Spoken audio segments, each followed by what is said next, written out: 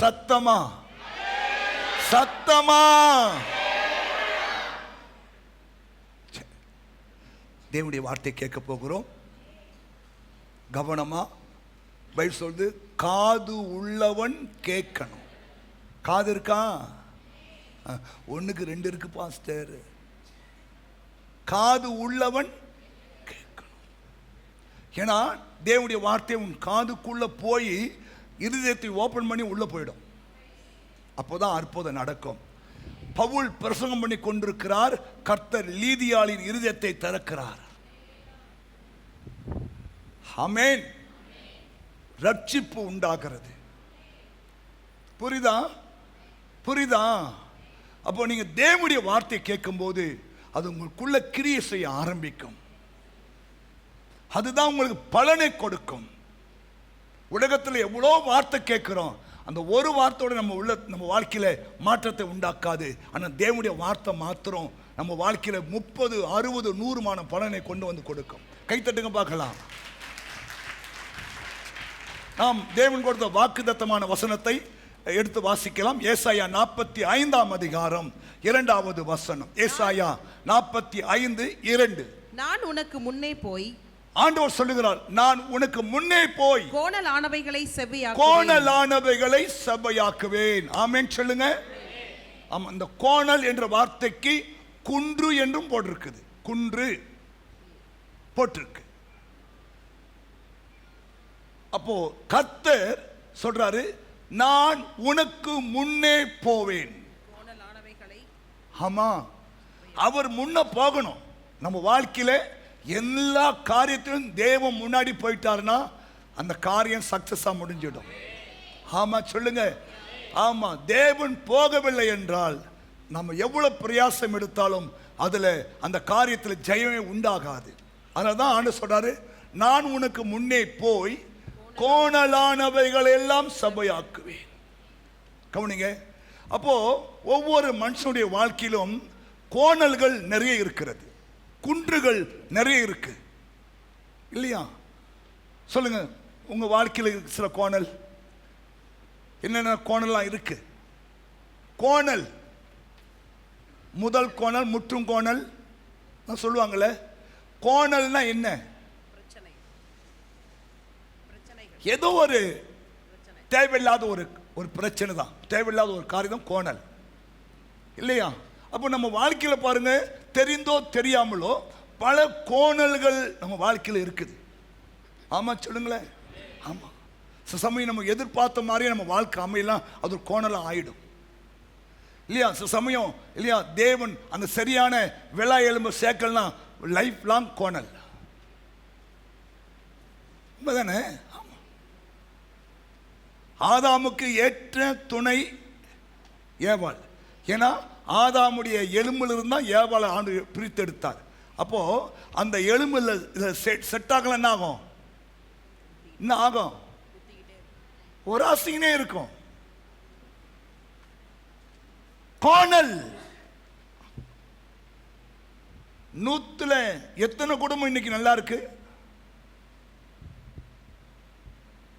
உங்களே கேட்டா சொல்லுங்க. உங்களை தனித்தனியா கேட்டா என்னம்மா குடும்பம் தெரிஞ்சுதான் கல்யாணம் பண்ணிக்க மாட்டேன் பாஸ்டர்.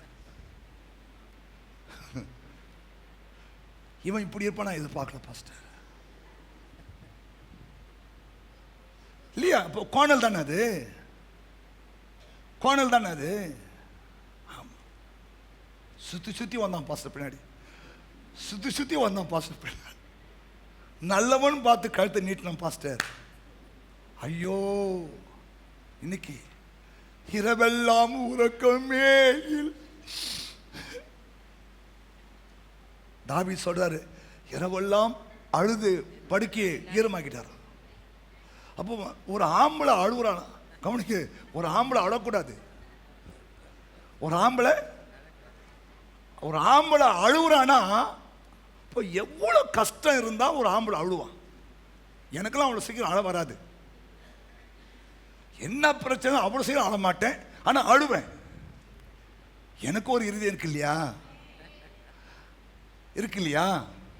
அப்போ ஒரு ஆம்பளை சொல்றாரு, அவர் இரவெல்லாம் தம் படுக்கையை ஈரமாக்கிட்டாராம். அப்போ என்ன கஷ்டம் வந்திருக்கும், என்ன ராஜாங்க. அப்போ ஏதோ ஒரு கோணல் ஒரு வாழ்க்கையில். ஆமாம் ஆமாம், அந்த மீகா பொண்டாட்டி ஒரு கோணல். இவர் தேவனுக்கு ஆரான் பண்றாரு, அவ பார்த்து சிரிக்கிறா. கோணல் தானே அது. அப்போ எதை நினச்ச பிள்ளைங்க ஒரு கோணல் இல்லையா? ஐயோ, அவனுக்கு பிறந்த 8 பிள்ளையும் 8 கோணல், பிள்ளை ஒரு கோணல், 8 பிள்ளையும் 8 கோணல். ஒருத்தன் அப்பாவை காலில் செருப்பு போடாமல் வெத்தி அடிக்கிறான், ஒருத்தன் தங்கச்சி கெடுக்கிறான், ஒருத்தன் தான் உருப்பட்டான், அதுவும் கஷ்டம் ஒன்று தான் போயிட்டு. அப்போ இவர் இதெல்லாம் நினச்சி தான் அழுதுப்பான்னு நினைக்கிறேன் இல்லையா? பொண்டாட்டி இப்படி இருக்குது, பெத்ததும் இப்படி இருக்குது. 4 பேர் சொல் பேச்சு கேட்காதான். 4 பேர் இந்த உலகத்தில் நம்ம சொல் பேச்சு கேட்காதான். 1 நம்மளை பெத்தது, 2வது நம்ம பெத்தது, 3வது நமக்கு வாச்சுது, 4வது நாம. இது 4ம் சொல் பேச்சு கேட்காதான். 1 நம்மளை பெத்தது, 2 நம்ம பெத்தது, 3 நமக்கு வாச்சுது, 4 நாம. சொல் பேச்சு கேட்காது. கோணல் தானே, கோணல் தானே. இதெல்லாம் செவ்வாய்ப்படுத்துதான் தெரியும். எவ்வளவு பெரிய கோணலா இருந்தாலும் சரி, நீ அதனால பல பிரச்சனை கஷ்டம் செத்துலாம் கூட தோணுது பாஸ்டர், சமயம் இல்லை. கர்த்தர் சபையாக்குவார், கர்த்தர் சபையாக்குவார். ஆமென். அதனால நீ சாகணும் அவசியம் இல்லை. உன்னை படைத்தவர் உன் வாழ்க்கையில் இருக்கிற எல்லா கோணலையும் அவரால் செவ்வையாக்க முடியும் என்பதுதான் வேதத்தினுடைய சத்தியம். எத்தனை நம்புறீங்க? நம்புறவங்கள கை வைத்துங்க பார்க்கலாம். நான் நம்ப மாட்டேன் மாஸ்டர். நம்மளாம் நோ ப்ராப்ளம். ஆனால் நம்பிக்கையோடு சோம் பண்ணு, நம்பிக்கையோடு காத்துரு. தாவீது சொல்றாரு இல்லையா, கர்த்தருக்கு காத்துரு, கர்த்தருக்கே காத்துரு. கர்த்தரு காத்துரு, கர்த்தருக்கே காத்துரு. ஏன்? நிச்சயமா ஒரு நாள் அது மாறும். மாறுமா? மாறுமா? உங்க வாழ்க்கையில் இருக்கிற எல்லா கோணலும் செவ்வையாகுமா? எத்தனை நம்புறீங்க? 1. சரி, நான் நம்ப மாட்டேன் பாஸ்டர். நம்பி தான் நான் இன்னைக்கு இப்படி உட்கார்ந்துருக்கேன் பாஸ்டர். உங்க பேச்சை நம்பி தான் அப்படி உட்கார்ந்துருக்கேன். அப்படி சொல்றேன், கை வைத்து பார்க்கலாம். என் பேச்சை நம்பி நீ கெட்டு போகலாம், ஆனால் என் தெய்வத்தின் பேச்சை நம்பி நீ கெட்டு போக மாட்டேன். சில சமயம் நான் சொல்ற வார்த்தை உனக்கு நடக்காம, ஆனால் என் தெய்வம் சொல்ற வார்த்தை நடக்காம போவாது. ஏன்னா பைபிள் சொல்லுது, இந்த வார்த்தை நடக்காமல் பரலோகத்துக்கு போகாதான். நான் சொன்ன வார்த்தை 55 ஏசாயா 55ஆம் அதிகாரத்தை சொல்றாரு, கர்த்தருடைய வார்த்தையானது அப்படியே என் வாயிலிருந்து புறப்பட வார்த்தை வசனமும் இருக்கும். அது வெறுமையாய் என்னிடத்திலே திரும்பாமல் அது நான் விரும்புகிறதை செஞ்சிட்டு தான் என் பரலோகம் காரியமாகும்படி வாய்க்கும். உன் வாழ்க்கையை சரிப்படுத்திட்டு தான் அது பரலோகம் போகும். அந்த வார்த்தை, இந்த வார்த்தை உங்க வாழ்க்கையை சரிப்படுத்திட்டு தான் போகும். ஆமென் சொல்லுங்க, தைரியமா இருங்க. சரி, பல கோணல் இருக்கிறது. வியாதி ஒரு கோணல், கடன் ஒரு கோணல், பொருளாதாரம் ஒரு கோணல், பணப்பிரச்சனை ஒரு கோணல், வேலையில்லா பிரச்சனை ஒரு கோணல் இல்லையா, குடும்பம் ஒரு கோணல், வேலை ஒரு கோணல் இல்லையா, ஆபீசஸ் ஒரு கோணல். இப்படி நம்ம வாழ்க்கையில பலவிதமான பிரச்சனைகளை நம்ம சந்திக்கிறோம். இதெல்லாம் நமக்கு வருகிற ஒரு சின்ன ஒரு கோணல் தான். இதுல மெயின் என்னன்னா பணம். இல்ல, பணம் இருந்தால் பாதாள வரைக்கும் போயிட்டு வரலாமா? பணம் இருந்தால் இல்லையா, வானமண்டலம் போய் வரலாம். ராக்கெட்ல எங்க போய் வரலாம்? 2ஆம் மண்டலம், சூரிய மண்டலம், அது சந்திர மண்டலம் கூட போயிட்டு வரலாமா? சுனிதா போனவன் போய்க்கிறாங்க. வில்லியம் சுனிதாவா போனவன் போயிருக்காங்க சந்திர மண்டலம். பணம் பாதாள வரைக்கும் போகும். பணம் இருந்தால் பைபிள் சொல்லுது, உனக்கு அநேக நண்பர்கள் கிடைப்பார்கள். பணம் இல்லைன்னா உன்னை எவனும் திரும்பி கூட பார்க்க மாட்டான். அதனாலதான் ஆண்டவர் உன்னை ஆசீர்வதிக்கணும் விரும்புறாரு. புரியுதா? எதுக்கு ஆண்டவர் உன்னை ஆசீர்வதிக்கணும் விரும்புறாரு? உன்னை எல்லாருமே மதிக்கணும். அதனால்தான் எல்லா ஜாதிகளிலும் நான் உன்னை மேன்மையாக வைப்பேன்னு சொல்றாரு. ஏன் ஏன் நீ என் நாமும் தரிக்கப்பட்டு இருக்கிறபடினாலே, இல்லையா, நீங்க ஒரு நாளும் தலை குனியக்கூடாது. ஆமா சொல்லுங்க. அதுக்கு அதுக்கு நமக்கு எல்லாமே அவசியம். அதுல மிக பிரதானமானது பணம். ஆமா சொல்லுங்க. பணம் அவசியம். எது பேர் ஒத்துக்கிறீங்க? பணம் இருக்கணும் பாஸ்டர். பண ஆசை தான் வரக்கூடாது உனக்கு. பண ஆசை வரக்கூடாது. ஆனா பணமோ எல்லாவற்றுக்கும் உதவும், இல்லையா? பணமோ எல்லாவற்றுக்கும் உதவும். பண ஆசை தான் வரக்கூடாது. பண ஆசை தான் எல்லா தீமைக்கும் வேற மாறிடும். போதும் என்ற மனது நமக்கு உதவி செய்யும். ஆமேன்னு சொல்லுங்க. சரி, நான் இன்னைக்கு உங்க மத்தியில பணத்தை பத்தி பேச போறேன். நீங்க எல்லாரும் அப்படி மாறணும். நேற்று ஆண்டவர் சொன்னாரு, வேற பிரசங்கம் எனக்கு கொண்டு போகலாம் ஆண்டவர். ஏன்னா நம்முடைய வாழ்க்கையில் இருக்கிற ஒரு பெரிய கோணம் என்னன்னா பண பிரச்சனை தான். ஆமேன் சொல்லுங்களேன். ஆமேன். பண பிரச்சனை, பொருளாதார பிரச்சனை, கடன் பிரச்சனை, இல்லையா? இது நமக்கு இருக்கு, இல்லையா? அது நமக்கு ஒரு பெரிய ஒரு கோணல். எத்தனை பேருக்கு கடன் பிரச்சனை நிறைய இருக்கு? கடன் பிரச்சனை தைரியம் தூக்கு. நான் என்ன உங்களை யாருமே சொல்ல மாட்டேன். இப்போ கேமரா ஆஃப் பண்ணி வைப்பான், எடுத்து வெளியே காட்டிட்டாதப்பா. எத்தனை பண பிரச்சனை, கடன் பிரச்சனை. ஆமா, படுத்தா கடங்கார தான் முன்னாடி வர நிற்கிறான் பாஸ்டர். கர்த்தர் ஒரு அற்புதம் செய்வார். கர்த்தர் அற்புதம் செய்வார். அவர் சிறியவனை புலிதிருந்து எடுத்து எளியவனை குப்பையிலிருந்து உயர்த்துகிறவர். அவனை ராஜாக்களுக்கு முன்பாகவும் பிரபுக்களின் அதிபதியோடு கூட அமரப்படுகிற ஒரு ஆண்டவரை நாம் ஆராதனை செய்கிறோம். சங்கீதம் 113:7. சங்கீதம் 113:7. அவர் சிறியவனை புழுதியிலிருந்து எடுத்து தூக்கி விடுகிறார், எளியவனை குப்பையிலிருந்து உயர்த்துகிறார். Price God. அப்போ நம்ம ஆண்டவருடைய ஆசனை தெரியுமா? நீங்கள் ஒன்றுமே இல்லாம இருக்கலாம், குப்பையில இருக்கலாம், ஆனா இயேசு உங்களை உயர்த்துவார். ஆமா சொல்லுங்க. ஆமேன் சொல்லுங்க. ஆமா, திடீர்னு ஒரு நல்ல ஒரு ஜாப் கிடைக்கும், திடீர்னு ஒரு நல்ல ஒரு வாய்ப்பு உண்டாகும், இல்லையா? அல்லது நீங்கள் உங்க வாழ்க்கையில் உயர்வதற்கு ஏற்ற சூழ்நிலைகளை தெய்வமே உண்டாக்கி கொடுப்பார். ஆமேன் சொல்லுங்க. இப்போ தாவீதுக்கு அரசாங்க வேலை எப்படி கிடைச்சது?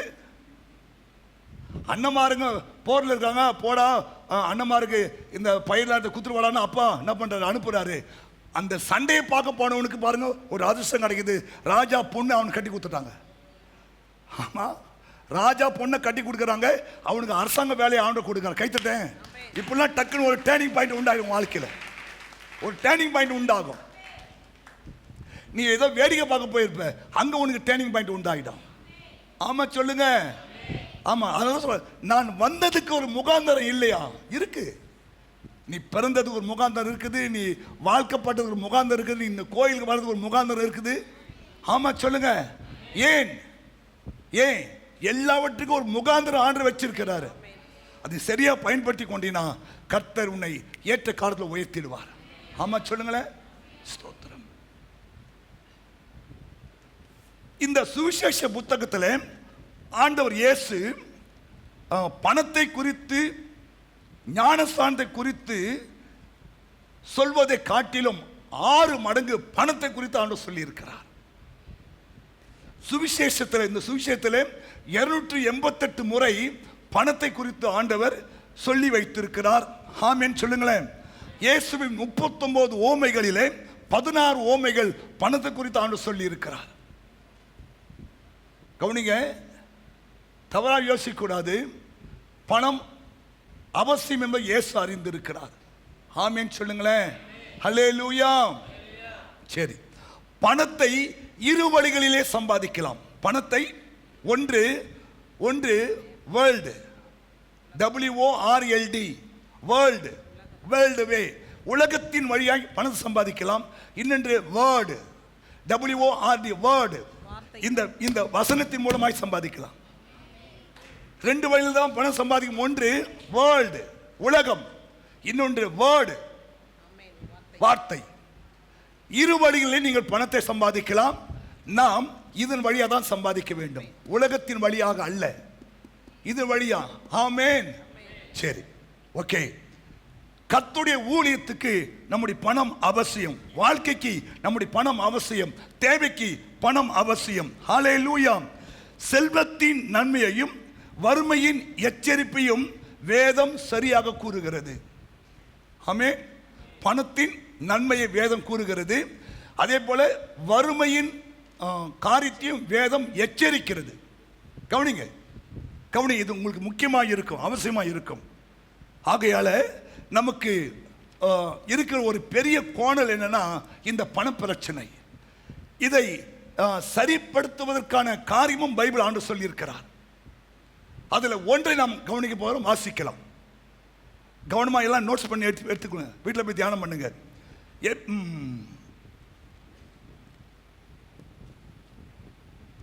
வாசிக்கலாம். ஏசாயா 45ஆம் அதிகாரம் 3-4 வசனங்கள் பைபிள் பாருங்க. நான் உனக்கு முன்னே போய் கோணலானவைகளை செவையாக்குவேன். உன்னை பெயர் சொல்லி அழைத்த இஸ்ரவேலின் தேவனாகிய கர்த்தர் நானே என்று நீ அறியும்படிக்கு வெண்கல கதவுகளை உடைத்து. நீங்கள் ஆராதிக்கிற தேவன் அல்லது அந்த வசனம் மறுபடியும் பாடுவா 2. உன்னை பெயர் சொல்லி அழைக்கிற இஸ்ரவேலின் தேவனாகிய கர்த்தர் நானே என்பதை நீ அறியணும். அல்லது நீ ஆராதிக்கிற தெய்வம் இயேசு உன்னை அழைச்சிருக்கிறார் என்பது என்ற ஒரு காரியம் உனக்கு விளங்கணும். அதுக்கு நான் என்ன பண்ண போறேன்னா, வெண்கல கதவை உடைத்து இருப்பு தாழ்பாள்களை முறித்து அந்த காரில் இருக்கிற எல்லா பொக்கிஷங்களையும் இருக்கிற புதையல்களையும் உனக்கு கொடுப்பேன். கைத்தட்டு பார்க்கலாம், நல்ல கைத்தட்டு, நம்பிக்கையோடு. எத்தனை விசுவாசிக்கிறீங்க? நீங்கள் இந்த ஆண்டவர் இயேசுவை அறிந்திருக்கிறபடினால அல்லது இயேசு உங்களை அழைத்திருக்கிறபடினால. நேற்று எங்க பாசஸ் மத்தியில் ஒரு வார்த்தையை பிரசங்கம் பண்ண ரொம்ப நல்லா இருந்துச்சு. மத்தேயு எழுதின புத்தகம் 11ஆம் அதிகாரம் 25. எஸ் பிதாவே, வானத்துக்கும் பூமிக்கும் ஆண்டவரே, இவைகளை ஞானிகளுக்கும் கல்விமான்களுக்கும் வெளிப்படுத்தாமல் பாலகருக்கு வெளிப்படுத்தினபடியால் உம்மை ஸ்தோத்திரிக்கிறேன். ஆம் பிதாவே, இப்படி செய்வது உம்முடைய திருவுளத்துக்கு பிரியமாய் இருந்தது. இங்க இயேசு எதை சொல்றாருன்னா, மனம் திரும்புதலை குறித்து இங்க பேசுகிறார். இயேசு அந்த மேல வசனம் பார்த்தீங்கன்னா மனம் திரும்புதல் சொல்றாரு. அப்போது தமது பலத்த செய்கைகளில் அதிகமானவைகளை செய்ய கண்ட பட்டணங்கள் மனம் திரும்பாமல் போனபடினால் அவைகளை அவர் கடிந்து கொள்ள தொடங்கினார். கோராசினே உனக்கு ஐயோ. கவனிங்க, இயேசு கிறிஸ்து 3 ஆண்டு காலம் இந்த உலகத்தில் வாழ்ந்தாரு. இந்த 3 ஆண்டு காலம் அவர் நிறைய பட்டணங்கள் கிராமங்களில் போய் தேவனுடைய ராஜ்யத்தை குறித்து அவர் பிரசங்கம் பண்ணார். சில பட்டணங்கள் மனம் திரும்பி அதை ஏற்றுக்கொண்டது, சில பட்டணங்கள் அதை மனம் திரும்பி ஏற்றுக்கொள்ளவே இல்லை. கவனிங்க, கவனிங்க, அந்த மனம் திரும்பாத பட்டணங்களை பார்த்து பேசினாரு, உனக்கு ஐயோ. உன்னிலே செய்யப்பட்ட கிரியைகள் சோதமிலே செஞ்சிருந்தா அவங்க எல்லாரும் முழங்கால் பண்ணிட்டு என்ன ஏற்றுக்கொண்டிருப்பாங்க. உங்களுக்கு என்னன்னா மனம் திரும்ப உங்களுக்கு அவசியம் இல்லாமல் போயிட்டோன்னு சொல்லி ஆண்டவர் அந்த பட்டணங்களை சபிக்கிறார். சொல்லிட்டு தான் சொல்றாரு, சொல்றான் இயேசு, ஆண்டவரே இந்த ரகசியத்தை ஞானிகளுக்கும் கல்விமானுக்கு நீ வெளிப்படுத்தாம இந்த பாலகர்கள் வெளிப்படுத்த நீங்களை கைத்தடி. நீங்க உங்களை பார்த்தா பாலகர்னு சொல்றாங்க, உங்களை பார்த்தா இயேசு பாலகர். கல்விமானா யாரு? PhD. ஞானிகளா யாரு? நட்சத்திரங்களை ஆராய்ச்சி பண்றவங்க, விஞ்ஞானிகள். விஞ்ஞானிகளுக்கு இந்த ரகசியம் தெரியல. யாரு? இயேசு ரட்சகர் என்றும் இயேசு ஆண்டவர் என்றும் பாவம் செய்யக்கூடாது என்றும் இல்லையா மனம் திரும்ப வேண்டும் என்ற இந்த ரகசியம் விஞ்ஞானிக்கு தெரியல இல்லையா, PhD படிச்ச கல்விமானுக்கு தெரியல. ஆனா ஒண்ணுமே படிக்காத A to Z கூட தெரியாத உனக்கு எனக்கு ஆண்டவர் வெளிப்படுத்தி இருக்கிறார். எவ்வளவு நல்ல வார்த்தை பாருங்களேன். அது இந்த ரட்சிப்பு. அப்போ நான் என்ன சொல்றேன்னா, ஏன் நீங்க நல்லா இருக்குன்னு விரும்புறேன்னா இல்லையா, இவங்க கல்விமான்களுக்கு விளங்காத இந்த ரகசியம், இந்த ரட்சிப்பு, இந்த மனம் திரும்புதல், இந்த பரலோக ராஜ்யத்தின் ரகசியம் அல்லது இயேசுவே மெய்யான தெய்வம் என்ற ரகசியம் யாருக்கு தெரியல? விஞ்ஞானிக்கு தெரியல, கல்விமான்கள் தெரியல. ஆனா ஒண்ணுமே தெரியாத இல்லையா, ABC தெரியாம இல்லையா, ஸ்கூல் பக்கமே ஒதுங்காத உனக்கும் எனக்கும் வெளிப்படுத்தி இருக்கிறாரே சொல்லி பிதாவுக்கு நன்றி சொல்றார் ஆண்டவர். புரியுதுங்களா? அப்போ இவ்வளோ பெரிய ரகசியத்தை அறிஞ்சிருக்கிற நீங்க என்ன பண்ணக்கூடாதான், வறுமையிலையும் தரித்திரத்திலையும் சாபத்திலையும் இருக்கக்கூடாது. நீங்கள் வாழ்ந்து சுகமா இருக்கணும்னு ஏசப்பா விரும்புறாங்க. 3 யோவான் 2 சொல்லுகிறது, பிரியமானவனே உன் ஆத்துமா வாழ்வது போல நீ வாழ்ந்து சுகமாயிரு. எப்படி இருக்கணுமா? நீங்க எல்லாவற்றிலும் வாழ்ந்து சுகமாயிரு. சொல்லு வாய் திறந்து, எல்லாவற்றிலும் வாழ்ந்து சுகமா இருக்கணும். ஹல்லேலூயா. போன வாரம் ஒரு குடும்பத்துக்கு ஜெபம் பண்ண போயிருந்தேன். என்னம்மா ஜெபம் பண்ண கேட்டேன். பாஸ்டர், கடவுளுடைய கிருபையால எனக்கு எல்லாம் பூரணமா இருக்குது பாஸ்டர். எங்களுக்கு நல்ல சுக பல ஜீவன், நாங்கள் சமாதானமா இருக்கணும், சந்தோஷமா இருக்கணும். அது மட்டும் ஜெபம். ஆண்டவர் கார் கொடுத்துருக்கிறாரு, வீடு கொடுத்துருக்கிறாரு, வேலை கொடுத்துருக்கிறாரு இல்லையா, எல்லா வசதி வாய்ப்பும் கொடுத்துருக்கிறாரு. இல்லைன்னு சொல்றதுக்கு ஒண்ணுமே இல்லை பாஸ்டர். கர்த்தர் நாமத்துக்கு ஸ்தோத்திரம். இதெல்லாம் அனுபவிக்க தேவன் கிருபை தரணும், பலன் கொடுக்கணும் இல்லையா, சமாதானமா இருக்கணும்னு மட்டும் ஜெபம் பண்ணுங்க சொன்னாங்க. எவ்வளவு நல்ல பாருங்க. அப்போ ஆண்டவர் பாருங்க அந்த குடும்பத்தை பூர்ணமாய் ஆசீர்வதித்திருக்கிறார். ஆமென். இதான் தேவனுடைய விருப்பம் இல்லையா? நம்ம யாரு? அவருடைய பிள்ளை. ஆமென். புரியுதா இல்லையா? சரி, முதல் காரியத்தை நம்ம வாசிக்கலாம். கவனிங்க.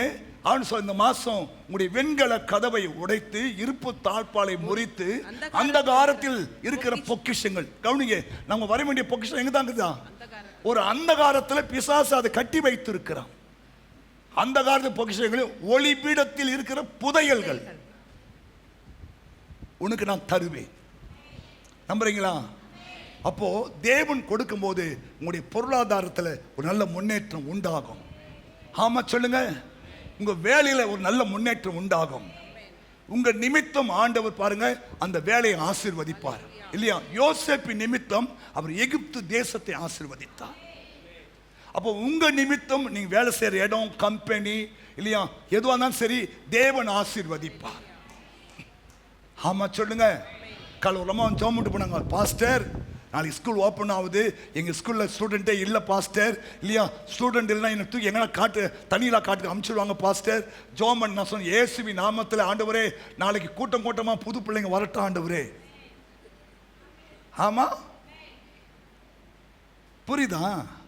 அப்போ ஆண்டவர் சொன்னார், என்னிடத்துல விண்ணப்பம் பண்ணு, நான் உனக்கு அனுக்கிரகம் பண்ணுவேன். மந்த பெருகிற மாதிரி மனுஷர்கள் நான் பெருக பண்ணு ஆண்டவர் சொல்லியிருக்கா இல்லையா? ஆமா, ஜோமனி அனுப்பிச்சிருக்கிறேன். அதுக்கு அந்த அம்மா பாத்திரமா இருந்துச்சுன்னா அது நடக்கும், இல்லைன்னா ரிட்டர்ன் ஆகிடும். பாசமால் குறை சொல்லக்கூடாது. ஆமாம், பாத்திரமா நீ இருக்கணும். பைபிள் சொல்லுது, ஒரு வீட்டுக்கு போகும்போது அந்த வீட்டை வாழ்த்து பாத்திரமா இருந்தால் நீ சொன்ன ஆசீர்வாதம் அங்கே தங்கும், இல்லைன்னா அது உன் பின்னாடி வந்துடும். நீ கொடுத்த டீ, நீ கொடுத்த பூஸ்ட்டு, நீ கொடுத்த எல்லாமே என் கூட வந்துடும், அங்கே நிற்காது. ஓகே, சரி, டைம் ஆகுது. நல்லா பிடிச்சிங்க. முதல் காரியத்தை நம்ம வாசிக்கலாம். 2 கொரிந்தியர் 8ஆம் அதிகாரம் 9ஆம் வசனம். கவனிங்க. உங்க வாழ்க்கையில ஒரு பொருளாதார ஆசீர்வாதம் உங்களுக்கு உண்டாகணும்னா தேவன் சொல்ற ஒரு காரியத்தை நம்ம பார்ப்போம். நம்முடைய கர்த்தராகிய இயேசு கிறிஸ்துவின் கிருபையை நீங்கள் அறிந்திருக்கிறீர்களே, அவர் ஐஸ்வர்யம் உள்ளவராய் இருந்தும் நீங்கள் அவருடைய தரித்திரத்தினாலே ஐஸ்வர்யன் ஆகும்படி உங்கள் நிமித்தம் இயேசு தரித்திரமாய் மாறினார். கைத்தட்டுங்க பார்க்கலாம். ஏன் இயேசு தரித்திரமானார்? உங்களை ஐஸ்வர்யவான்களாய் மாற்றுவதற்காக அவர் தரித்திரத்தை அவர் ஏற்றுக்கொண்டார். ஆமென் சொல்லுங்க. கவனிங்க. நம்ம ஞானஸ்தானம் ஒரு உடன்படிக்கை சொல்றோம் இல்லையா? உடன்படிக்கை தானே. இந்த உடன்படிக்கை என்ன தெரியுமா? பலமான ஒரு ஆளும் பலவீனமான ஒரு ஆளும் பண்றது தான் ஒரு உடன்படிக்கை. இப்போ ஆண்டவர் இயேசு சாதாரண மனுஷன் நம்மோட உடன்படிக்கை பண்ணியிருக்கார், ஞானஸ்தானத்தின் மூலமாக பண்ணியிருக்காரா? அந்த உடன்படிக்கை பண்ணும்போது என்னன்னா, இப்போ நம்ம இந்தியாவும் ரஷ்யாவும் ஒரு உடன்படிக்கை பண்ணியிருக்கிறாங்க. இந்தியா மேலே யார் படையெடுத்தாலும் ரஷ்யாக்காரன் ஹெல்ப் பண்ண வருவான், ரஷ்யா மேலே யார் படையெடுத்தாலும் இந்தியாக்காரன் அவனுக்கு சப்போர்ட் போவான். இப்படி ஒவ்வொரு நாடும் சில உடன்படிக்கை பண்ணி இருக்கிறாங்க. பரலோகமும் பூலோகமும் ஒரு உடன்படிக்கை பண்ணி இருக்கிறது. என்ன உடன்படிக்கை தெரியுமா? நாம் தேவனுடைய கிருபையை அறிந்திருக்கிறோமே, அவர் ஐஸ்வர்யம் உள்ளவராய் இருந்தும். நம்ம இயேசு யாரு? அவர் யாரு? இயேசு ஐஸ்வர்யம் உள்ளவரா தரித்திரரா? ஏன்? ஏன்? வானம் அவருடையது, பூமி அவருடையது, கடல்கள் அவருடையது, அப்புறம் இதுல மேயிற எல்லா மிருகமும் அவருடையது. அப்ப அவர் யாரு? ஏன் அவருக்கு தரித்திரம் வந்துச்சு? ஏன்னா உன்னோட அவர் உடன்படிக்கை பண்ணிட்டார் இல்லையா? ஆகையால உங்களை ஐஸ்வர்யவானாக்குவதற்காக அவர் தரித்திரமாய் மாறிட்டான். கைத்தட்டுங்க. இதை நீ ஒவ்வொரு சொல்லிக்கிட்டோம். ஒன்னு தேவ கிருபை. அந்த கிருபை என்ன? கவனிங்க. நீங்கள் ஐஸ்வர்யவானாக வேண்டும் என்று அவர் உங்கள் நிமித்தம் அவர் தரித்திரமாய் மாறிட்டாரு. ஆமா சொல்லுங்க. நீ நல்லா இருக்கணும். சொல்லுவாங்க இல்லையா, பாஸ்டர் நான் தான் படிக்கல, என் பிள்ளை நல்லா படிக்கணும் பாஸ்டர்.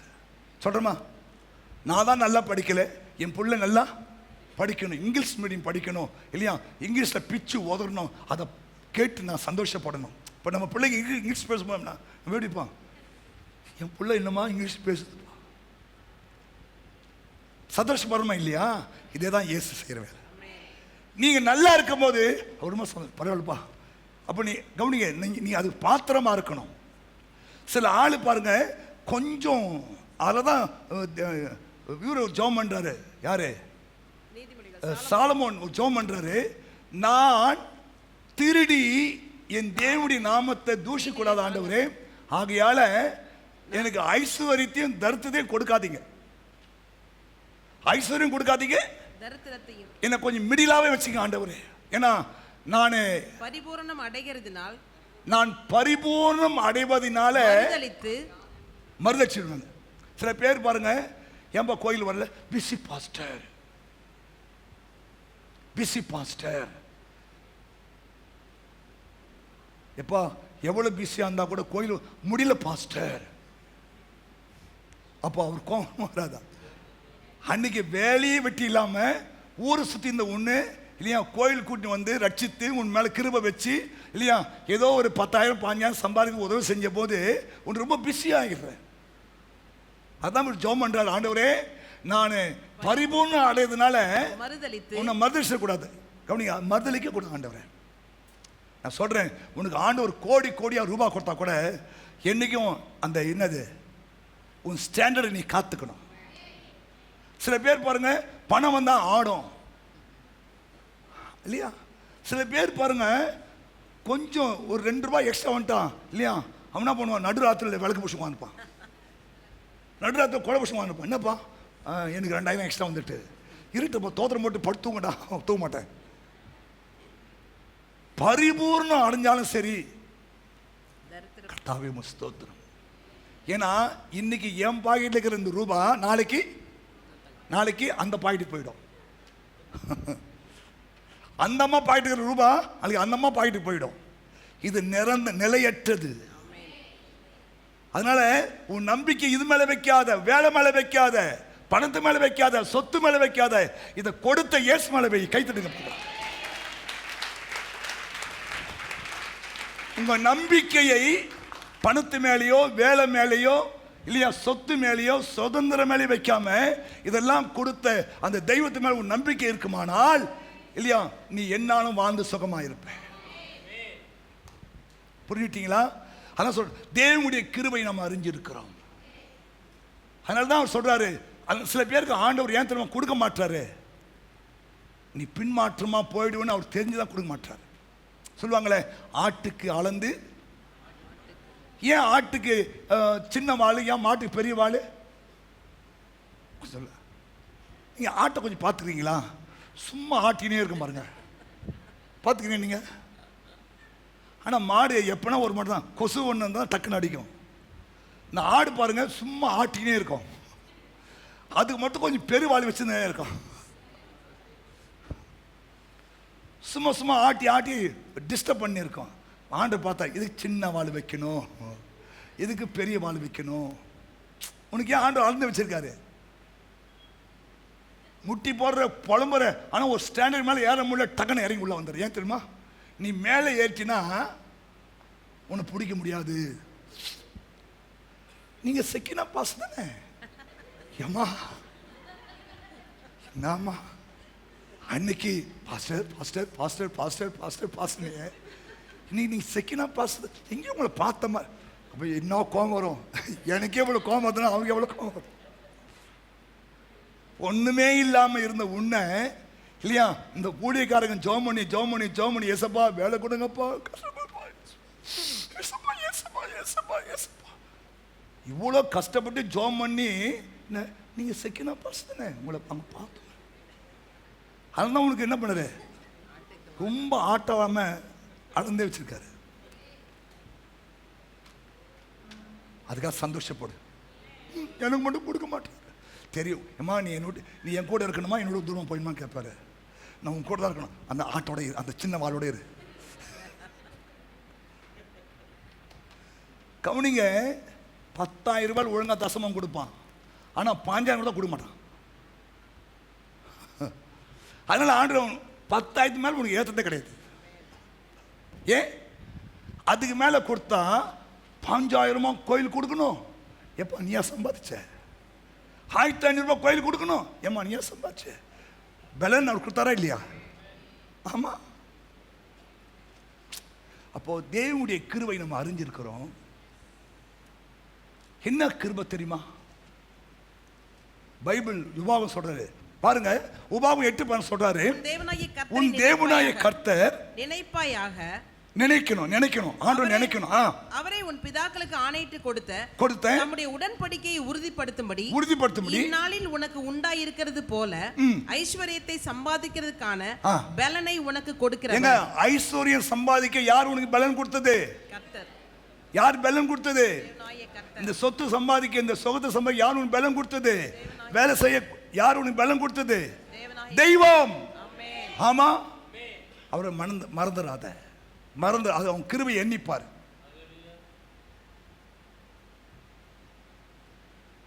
ஆமா, அவர் கிருபை எண்ணிப்பார். சம்பாதிக்க அவர் தான் பலன் தரார். ஹல்லேலூயா. ஐட்டியா கை அப்படி என்ன பண்ணுவ?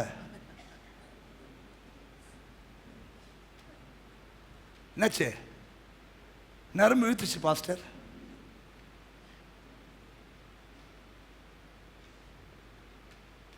அப்ப பலன் யார் தரா? பலன் யார் தரா? அப்ப என்ன பண்ண? அவரை நன்றியா இருக்கணும். அந்த கிருபைக்கு நீ பாத்திரமா இருக்கணும். ஆமா சொல்லுங்க. நிறைய பேர் வேலையெல்லாம் போயிடுறதுக்கு என்ன காரணம் தெரியுமா? அந்த கிருபை அவங்க காத்துக்கல, அவ்வளவுதான்.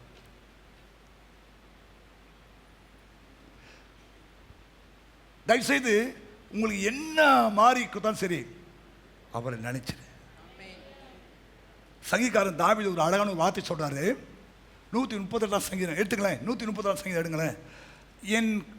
நான் அவரை மறந்தால் என் கை எனக்கு வேலை செய்யாமல் போவதாக, என் வாய் மேல் வாயோடு ஒட்டி கொள்வதாக. எருசலேமே நான் உன்னை மறந்தால். கவனிங்க, எருசலேம்னா யார் தெரியுமா? சீயோன் குமாரத்தி, தேவனை அறிந்தவர்கள். எருசலேமே நான் உன்னை மறந்தால் என் வலது கை தன் தொழிலை மறந்து விடுவதாக. ரைட்டு வேலை செய்ய அப்படின்னா கை கால் விழுந்து சொல்றாங்களா? அதான் காரணம். கை கால் விழுந்து பார்த்து என்ன காரணம்? எருசலேமே நீ என்னை மறந்தால் உன் வலது கை தன் தொழில் என்ன? ஆட்டுறது, அசக்கிறது, அடிக்கிறதுலாம் இதுதான் அவர் தொழில். இது மறந்துடுமா? மறந்துட்டா என்னப்பா இந்த கை என்ன பாச்சு? அது தொழில் மறந்துச்சு பாஸ்டர். ஏன்பா மறந்துச்சு? நல்லதானே வேலை செஞ்சு தெரியல பாஸ்டர். நேற்று நைட்டு வந்து வேலை செய்ய மாட்டேன் பாஸ்டர். கிண்டல் பண்ணல. எருசலேமே நீ என்னை மறந்துட்டா உன் வலது கை வேலை செய்ய மறப்பதாக. ஆண்டவர் மறந்துடாத, அவருடைய கிருபையை மறக்காத, இல்லையா? அப்ப நம்ம என்ன சொல்லணும்? அதை காப்பாற்றிக்கணுமா? அந்த கிருபையை காப்பாற்றிக்கணுமா இல்லையா? அதை நம்ம விட்டுலாமா? போக்கடிச்சு விட்டுலாமா? சிலர் தங்கள் கிருபையை போக்கடித்துக் கொள்கிறார்கள். யோனா சொல்றாரு, தன் கிருபையை போக்கடித்துக் கொள்கிறார்கள். தயவுசெய்து தேவன் கொடுத்துக்கிற அந்த கிருபையை எந்த சூழ்நிலை போக்கடிச்சிடாதீங்க. கிருபை என்னத்துமா அர்த்தம்? தகுதி இல்லாத நமக்கு தேவன் தகுதியாய் மாறினார். நம்ம யாருமே இல்லையா, இதுக்கு தகுதியே கிடையாது. நான் இந்த வேலைக்கு தகுதியே கிடையாது. நான் இந்த பாஸ்டர் தொழிலுக்கு தகுதியே இல்லை. அவர் கொடுத்த அப்பாயின்மெண்ட்ல வந்துட்டேன், தோத்திரம். அப்போ இந்த கிருபை நான் காப்பாற்றிக்கணுமா இல்லையா?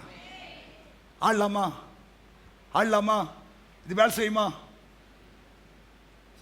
எருசலேமே நீ என்னை மறந்தால் என் வலது கை தொழிலை மறப்பதாக. நெக்ஸ்ட், அடுத்தது,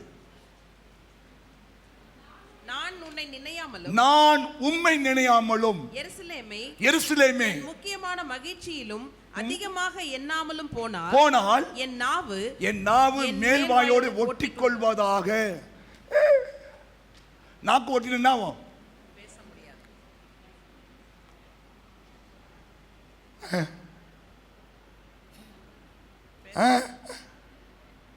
ஏன் ஒட்டிக்கிச்சு? நினையாமல் நான் உன்னை அவரை நீ நினைக்கல. முக்கியமான என்ன அதிகமாக என்ன முக்கியமான பண்டிகையில் நீ பங்கு பெறல. இல்ல பண்டிகை தானே. முக்கியமான மகிழ்ச்சியிலும் அதிகமாக எண்ணாமல் போனான். என்ன என்னல உனக்கு முக்கியமான மகிழ்ச்சிலாம் வந்துச்சு இல்லையா? அப்போ நீ என்னல கவனிங்க, கவனிங்க. ஒரு ராஜா நிமிர்ந்து உட்காருங்க. ஒரு ராஜா தன் மந்திரி கூப்பிட்டு சொன்னாரா, மந்திரியாரே அடுத்த மாதம் எனக்கு ஜென்ம நாள் அல்லது பர்த்டே வருகிறது, நீங்கள் எனக்கு ஒரு மோதிரம் செஞ்சு கொண்டு வரணும். அந்த மோதிரத்தை நான் பார்க்கும்போது அது எனக்கு எச்சரிப்பாக இருக்கணும் இல்லையா? நான் துக்கமாக இருக்கிற சூழ்நிலையில் நான் அந்த மோதிரத்தை பார்த்தா எனக்கு சந்தோஷம் வரணும். நான் சந்தோஷமான சூழ்நிலை அந்த மோதிரத்தை பார்த்தா எனக்கு எச்சரிப்பு உண்டாகணும். அப்படிப்பட்ட ஒரு மோதிரம் செஞ்சுட்டு வான்னு சொல்லி அனுப்பிச்சிட்டாராம். அந்த மந்திரிக்கு தலைவலி ஆரம்பிச்சுட்டு இவர் எப்படி அந்த ராஜா சொன்ன மாதிரி நம்ம செய்யறதுன்னு சொல்லிட்டு யோசினே போறாரு. அப்போ தான் சாலமோன் சின்ன பையனா விளையாடி கொண்டு இருக்காராம். என்ன மந்திரியாரே, என்ன துக்கமாக வரீங்க? எப்பா உங்கள் அப்பா பாரு ஏடகரமானா இப்படி வேலை செய்ய சொல்கிறாருப்பான்னு. என்ன சொன்னார்? அடுத்த மாதம் உங்கள் அப்பாவுக்கு பர்த்டே வருதான், அவருக்கு ஒரு மோதிரம் செய்ய சொல்லிக்கிறாரு. அந்த மோதிரத்தை அவர் ரொம்ப சந்தோஷமான சூழ்நிலை அதை பார்த்தா எச்சரிப்பு வரணுமா, துக்கமான சூழ்நிலை அதை பார்த்தா அவருக்கு மகிழ்ச்சி உண்டாகணுமா? இப்படிப்பட்ட மோதிரம் எங்கேப்பா செய்ய முடியும்? எந்த சேட்டு பப்பட செய்வான்? அட போங்க, போய் செய்யுங்க.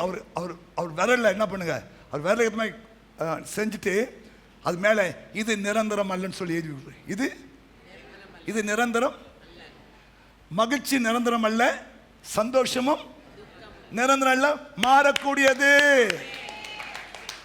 ஹலோ பிரதர்ஸ், எதுவுமே நிரந்தரம் கிடையாது. எது நிரந்தரம்? இயேசு நிரந்தரம். ஆமென். மற்ற நிரந்தரமா?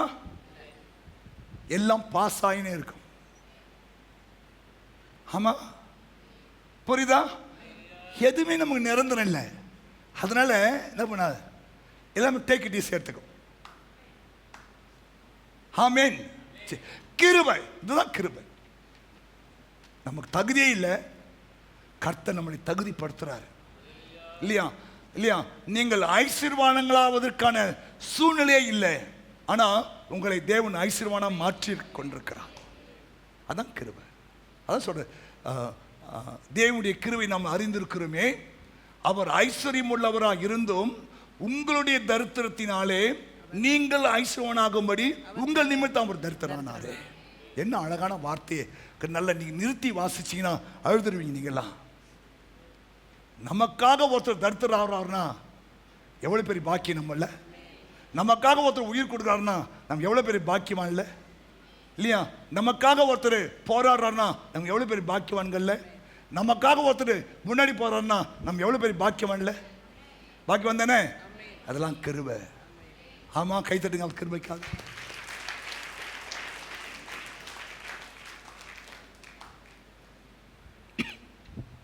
இந்த கிருபைக்காக தான் காலமே எழுந்து ஜெபம் பண்ணும். அதிகாலமே எழுந்து ஜெபம் பண்ணும்போது காலை தோறும் அப்படி கிருபைகள் உங்களுக்கு புதிதாக இருக்கும். தாழ்மை உள்ளவர்களுக்கோ தேவன் கிருபை அளிக்கிறார். அதிகமான ஸ்தோத்திரத்தினாலே கிருபை பெருகும். இதெல்லாம் நீங்கள் பயன்படுத்திக் கொள்ளுங்க. உங்க வாழ்க்கையில தேவன் இருக்கிற வறுமை, தரித்திரம், சாபங்களை அவர் அப்புறப்படுத்துவார். ஆமென் சொல்லுங்க. ஏன்னா நீங்கள் ஐஸ்வர்யவான்களாக வேண்டும் என்பதே அவருடைய பிரதான விருப்பம். அப்பனா வேலை இல்லைன்னா வேலை வாய்ப்பு கொடுப்பார், இல்லையா? இல்லையா? ஸ்தோத்திரம். பணம் இல்லையா? பணத்துக்கான வழிவாசம் ஆண்டு திறப்பார். அவர் வெண்கல கதவை உடைக்கிறவர், இருப்பு தாழ்பாளர்களை முறிக்கிறவர், செய்வார். ஆமென். ஆனால் சோர்ந்துடாத, ஜெபம் பண்ணுங்க. காலமே ஏந்து அவருடைய ஜெபம் பண்ணுங்க. பைபிள் சொல் வாசிக்கலாம். நீதிமொழி 8ஆம் அதிகாரம் 2வது வார்த்தை.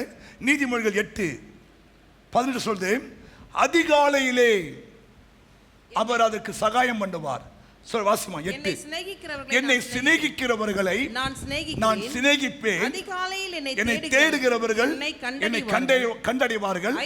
ஐஸ்வர்யமும் கனமும் நிலையான பொருளும் நீதியும் என்னிடத்திலே உண்டு. அப்ப ஏசப்பாடு என்ன இருக்கு? அவருடைய ஐஸ்வர்யம் இருக்கிறது, கனம் இருக்கிறது. நிலையான பொருள் என்ன? நிலையான பொருள் என்ன? அசையும் சொத்து. இங்கிலீஷ் நம்ம பேரு அசையும் சொத்து, அசையா சொத்து. Movable property, movable immovable property. அசையும் சொத்து. எத்தனை பேருக்கு அசையும் சொத்து இருக்கு? எனக்கு இருக்கு. காரு, 2 வீலர் இல்லை அசைய சொத்து. அசையா சொத்து வீடு, நிலம் இருக்கா? 2 இருக்கா உங்களுக்கு? எத்தனை பேர் 2 இருக்கு? நீங்கள் பாக்கியவான்கள். இல்லாதவர்கள் ஆண்டு கொடுப்பார். ஏன்னா அவர்கிட்ட ஐஸ்வர்யம் இருக்கு, கனம் இருக்கு, நிலையான பொருள் இருக்கு, நீதி அவர்கிட்ட இருக்கு. அவர்கிட்ட இருக்குங்க. என்ன பண்ணும் பாஸ்டர்? காலமே எழுந்தவரை தேடு. ஹலோ சிஸ்டர், அதிகாலையிலே என்னை தேடுகிறவர்கள் கண்டடைவார்கள். நீங்க இன்னிலிருந்து நீங்க காலை 5 மணிக்கு எழுந்து அவர் நோக்கி ஜெபம் பண்ணுங்க. உங்கள்கிட்ட இருக்கிற எல்லா பிரச்சனைகள், கஷ்டங்கள், துன்பங்கள், வறுமை, தரித்திரம், சாபம், கடன் பிரச்சனை விலக தேவன் உனக்கு அற்புதம் செய்வார். ஏன்னா அவருடைய ஐஸ்வர்யம் இருக்கிறது, கனம் இருக்கிறது, நிலையான பொருள் இருக்கிறது, நீதி இருக்கிறது. எதுவும் நம்புறீங்க? நான் இந்த இயேசுவை அறிந்த நாளிலிருந்து இந்த நாள் வரைக்கும் காலை 5 மணிக்கு மேலே என் பெட்டில் நான் படுத்துதான் சரித்திரம் இருக்காது. தெய்வம் அறிவார், ஃபுல் பெட்டு நான் பேசுகிறேன். நான் ஆண்டவராக இயேசு கிறிஸ்துவை 1985 தான் ஏற்றுக்கொண்டேன். இன்னைக்கு 2024, 32 வருஷங்கள் இந்த இயேசுவுக்கு நான் ஊழியக்காரனாக இருக்கிறேன். முன்னாடி 5 மணிக்கு மேலே பெட்டில் படுத்த சரித்திரம் என்கிட்ட இல்லை. கர்த்தர் சாட்சி. நானே தூங்குன்னு ஆசைப்படுறேன், அவர் தூங்க விட மாட்டார். நீ ஏன் நான் நல்லா இருக்கேன்னா அதான் காரணம். நல்லா இருக்கீங்களா பாஸ்டர்? ஆமாம். ஏன் நல்லா இருக்கிறேன்? 4 பேர் மத்தியில் நான் நல்லா இருக்கிறேன். இயேசுவை அறியாத குடும்பத்தில் இயேசு ஏற்றுக்கொண்டேன். என் குலதெய்வம் காட்டேரி, விரும்பி கும்பிட்டு மருத்தூர், ஆதிபராசக்தி, மொட்டடிச்சது ஏழ்மலையானுக்கு. ஜாதிரி நான் கிறிஸ்தவன் இல்லை, ஆதி கிறிஸ்தவன் அல்ல, இல்லையா? ஸ்தோத்திரம். என்னுடைய 25வது வயசுல இயேசு ஏற்றுக்கொண்டேன். ஆனா இன்னைக்கு தேவனுடைய கிருபையினால இன்னைக்கு நல்லா இருக்கிறேன். காரணம் என்ன? என் பலம் அல்ல, என் பராக்கிரம் அல்ல, என் சாமர்த்தியம் அல்ல, என் தரம் அல்ல, என் படிப்பல்ல. Old SSLC 269 mark. எவன் வேலை கொடுப்பான் எனக்கு? தொடக்கிற வேலையோட கிடைக்காது. கொடுப்பானப்பா எனக்கு வேலை? அது PhD முடிச்சுட்டு உட்காந்து அவங்க PhD முடிச்சு உட்காந்துக்கிறாங்க. என் முன்னாடி PhD முடிச்சு. ஆனால் ஓல்டு SSLC 269 மார்க்கு. ஆனால் இந்த தெய்வம் நம்பி ஒரு வேலை கொடுத்துருக்காருன்னா அது காரணம் என்ன தெரியுமா? நான் இந்த இயேசுவை அறிந்த நாளிலிருந்து ஒரு நாள் கூட 5 மணிக்கு மேலே பெட்டில் தூங்கின பழக்கமே இல்லை. அப்போ அவர் ஐஸ்வர்யம், கனம், நிலையான பொருள், நீதியை கொடுப்பாரா கொடுக்க மாட்டாரா? அவர் பொய் உரையாத தெய்வம். அவர் வாக்கு மாற மாட்டார். சொன்னதை செய்கிறவர், செய்வதை சொல்லுகிறவர். கைதடி அவர் மயம்படுத்து.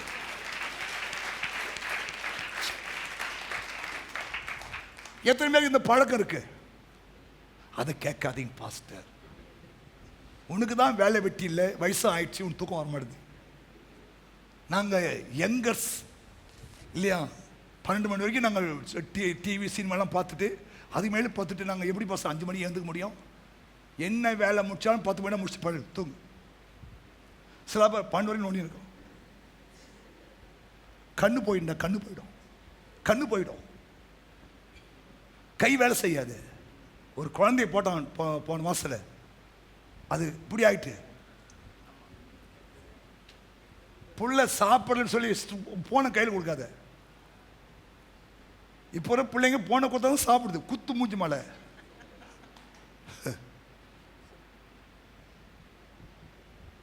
அப்புறம் உன் புள்ள என்னம்மா புள்ள இப்படி வந்து தெரியல பாஸ்டர்.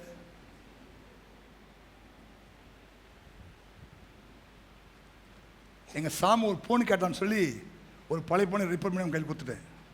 சொல்லிட்டு தம்பி ஒன்லி 10 மினிட்ஸ் தான் என்ன பண்ணணும், ஃபோனை யூஸ் பண்ணணும், பிறகு தான் என் கையில் கொடுத்துடணும்.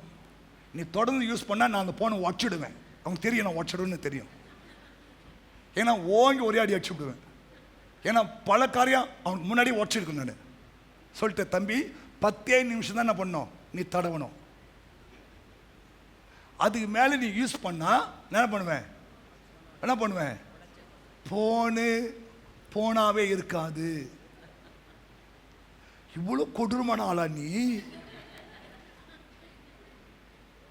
எல்லாமே லிமிட் தான். நம்மளால முடிஞ்ச வரைக்கும் பிள்ளைகள் நம்ம என்ன பண்ணுவோம், கண்ட்ரோல் பண்ணி வளர்ப்போம். பிறகு அவன் பண்ணா அவர் உடச்சு விடுவார். ஆமேன். தயவுசெய்து சொல்றேன், 10 மணிக்கு தான் படுத்துட்டு 5 மணி எழுந்திரிச்சோம். 10 மணி படுத்துன்னு வச்சுக்கலேன், 11, 12, 1, 2, 3, 4, 5 7 மணி நேரம் தூங்கின போதும். தான் 5 மணிக்கு எழுந்து எல்லாம் இயேசுவே எனக்கெல்லாம் இயேசுவே நீ பாடுற சத்தம் பகுதி விட்டு கேட்கணும். ஸ்கூல் திறக்க போறாங்க, நீ தூங்க ஆசைப்பட்டால் முடியாது இல்லையா? ஆமா. ஆனா ஜெபிக்காம வேற வேலை செஞ்சிடாத. 5 மணிக்கு நீ எழுந்தாதான் நீ வேலை பிள்ளைக்கு செய்ய முடியும்னா 4 மணிக்கு தான் எழுந்துக்கோ. அப்புறம் பிள்ளைகளை அமிச்சுட்டு கொஞ்ச நேரம் தூங்கு, போய் ஜோம் பண்ணு. 4 மணிக்கு எழுந்து ஜோம் பண்ணிட்டு தான் வேலையை ஆரம்பிக்கணும். புரியுதா? ஆமாம். அப்புறம் வேலை முடிச்சுட்டு கொஞ்ச நேரம் ரெஸ்ட் எடு.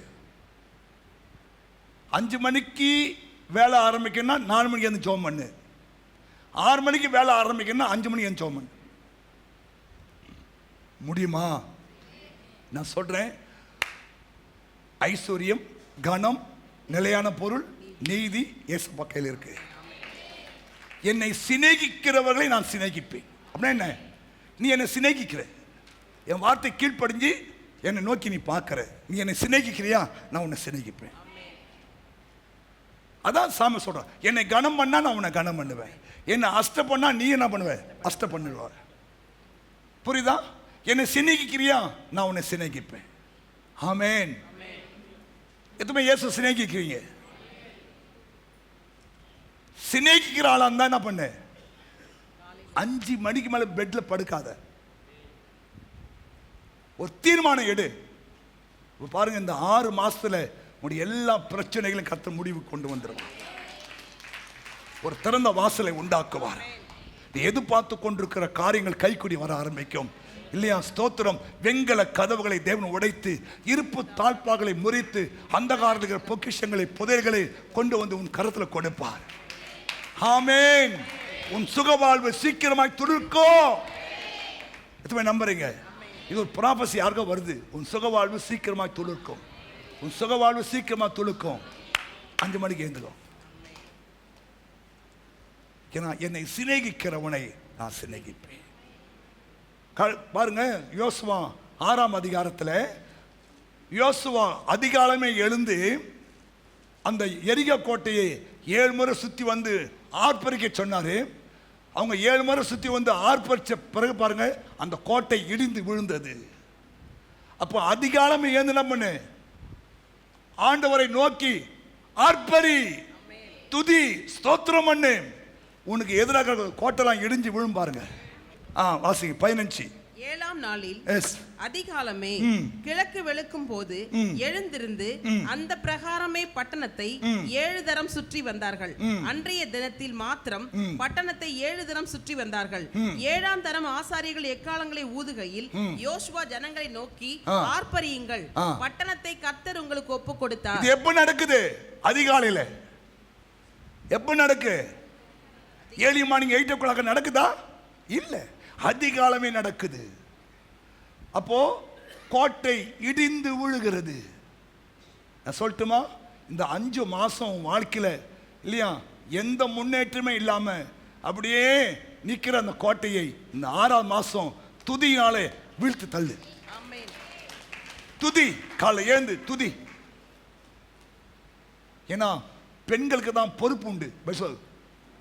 புத்தி உள்ள ஸ்திரீ தான் தன் வீட்டை கட்டுவாள், புத்தி இல்லாதவளோ 8 மணி வரைக்கும் தூங்குவாள். சங்கீதம் 46:5 சொல்லுகிறது, அதிகாலமே தேவன் அதற்கு சகாயம் பண்ணுவாராம். தேவன் அது நடுவில் இருக்கிறார், அது அசையாது. அதிகாலையிலே தேவன் அதற்கு சகாயம் பண்ணுவார். கவனிங்க, தேவன் சகாயம் எப்ப கிடைக்குது? அதிகாலை. எப்ப கிடைக்குது? அதிகாலை. சகாயம் பண்ணுங்க அப்பா, இன்னைக்கு சகாயம் பண்ணுங்க ஆண்டவரே, இன்னைக்கு கொஞ்சம் ஹெல்ப் பண்ணுங்க ஆண்டவரேனா காலையிலேயே உனக்கு சகாயம் கிடைக்கும். ஆமென். கவனிங்க, போன வாரம் ஒரு தேவைக்காக ஜெபம் பண்ணி கொண்டே இருந்தேன். காலையில் ஜெபம் பண்ணிட்டு இந்த வசந்த சொல்லி வெங்கல கதவை திறக்கணும் ஆண்டவரேன்னு சொல்லி ஜெபம் பண்ணிட்டேன். ஸ்தோத்திரம். காத்திருக்கிறேன். சரியாக மதியம் 12 மணி. அப்போதான் இந்த எலெக்ஷன் போயினே இருக்குது. எலெக்ஷன் ரிசல்ட் செவ்வாய்க்கிழமையா ரிசல்ட் போயினே இருக்கு. சோர்ந்து போய் படுத்துட்டேன். ஆனால் சகாயம் வந்து கொண்டிருக்கிறது. படுத்துட்டேன். ஒரு குடும்பம் என்னை தேடி வந்திருக்கிறாங்க. போன மாதம் ஞாபகம் எடுத்தாங்க, பாஸ்டர் பில்டிங் ஃபண்டுக்காக ஒரு 20,000 கொடுக்கணும்னு ஆண்டவர் சொன்னார். கொடுக்குறோம் பாஸ்டர் சொன்னாங்க. நான் இல்லை, என் ஒய்ஃப்ட்டு கொடுத்துட்டு போயிட்டாங்க. அப்போது காலமே அந்த சகாயம் ஆரம்பிச்சிருச்சு. ஆண்டவர் காலமே போய் பேசிட்டாரு, பிள்ளைக்கு தேவை இருக்கு போய் கொடுத்துடுவான்னு சொல்லி. வருதா வருதா வருதா? அன்னைக்கு இன்னொரு சகாயம் வருது. பாஸ்டர், போன வாரம் நீங்கள் ஒரு பாட்டு பாடினீங்க, ரொம்ப டச் ஆயிடுச்சு, ஒரு 10,000 தட்டுறோம் போங்க. தட்டி விட்டு போயிட்டாங்க. 30,000 வந்துட்டா சோத்திரம் சோத்திரம் சோத்திரம். அப்போ காலமே தேவன் அதற்கு சகாயம் உண்டாக்குவார். அப்போ உங்களுக்கு எப்போ சகாயம் வரும்னு நீ காலையில் அவர் முகத்தை நோக்கி பாரு. இல்லையா, வானத்திலிருந்து பனிகள் விழ ஆரம்பிக்கும், மண்ணா விழ ஆரம்பிக்கும், காடைகள் வந்து விழ ஆரம்பிக்கும். ஆமென். தேவன் ஒரு கீழ்காற்றை வீசுவார். காடை வந்து உன் பாளையம் முழுதும் இல்லையா கொட்டி கிடப்பதை நீ காலை ஏந்தோன்னு பார்ப்பேன். இதெல்லாம் உண்மைங்க, சத்தியமாக சொல்கிறேன். காலை ஏந்துடும். இனிமேல் இன்னைக்கு தேதி நான் 9, நாளைக்கு 10. 10லிருந்து ஸ்டார்ட் பண்ணி 5 மணிக்கு மேலே பெட்டில் படுக்காத. ஆமாம், ஒரு நாள் 2 நாள் தான் கஷ்டமாக இருக்கும் இல்லையா. தோத்திரம் ஏந்துரு, அலாரம் ஒன்று வாங்கி வச்சுக்கோ. அலாரம் வாங்கிச்சு, நான் இன்றைக்கி அலாரம் யூஸ் பண்ணுறேன். இல்லை செல்லாத வச்சுக்கோ, தோத்திரம். ஆனால் 5 மணிக்கு மேலே என்ன பண்ண மாட்டேன், தீர்மானம் பண்ணு, படுக்க மாட்டான். ஆண்டவரே ஏசப்பா, இந்த 6 மாதத்தில் என்னுடைய கடன், வட்டி, மீட்டர் வட்டி, எதெல்லாம் நீ அகப்பட்டிருக்கியோ தேவன் உன்னை விடுதலை செய்து விடுவார். நீ செய்யலனா வந்து என் கேள்வி நான் சொல்கிறேன். பாஸ்டர் நீங்கள் சொன்ன மாதிரி நான் 6 மாதம் 5 மணி என் ஜோம் பண்ண ஒன்றுமே நடக்கலாம் வந்து கேளுங்க.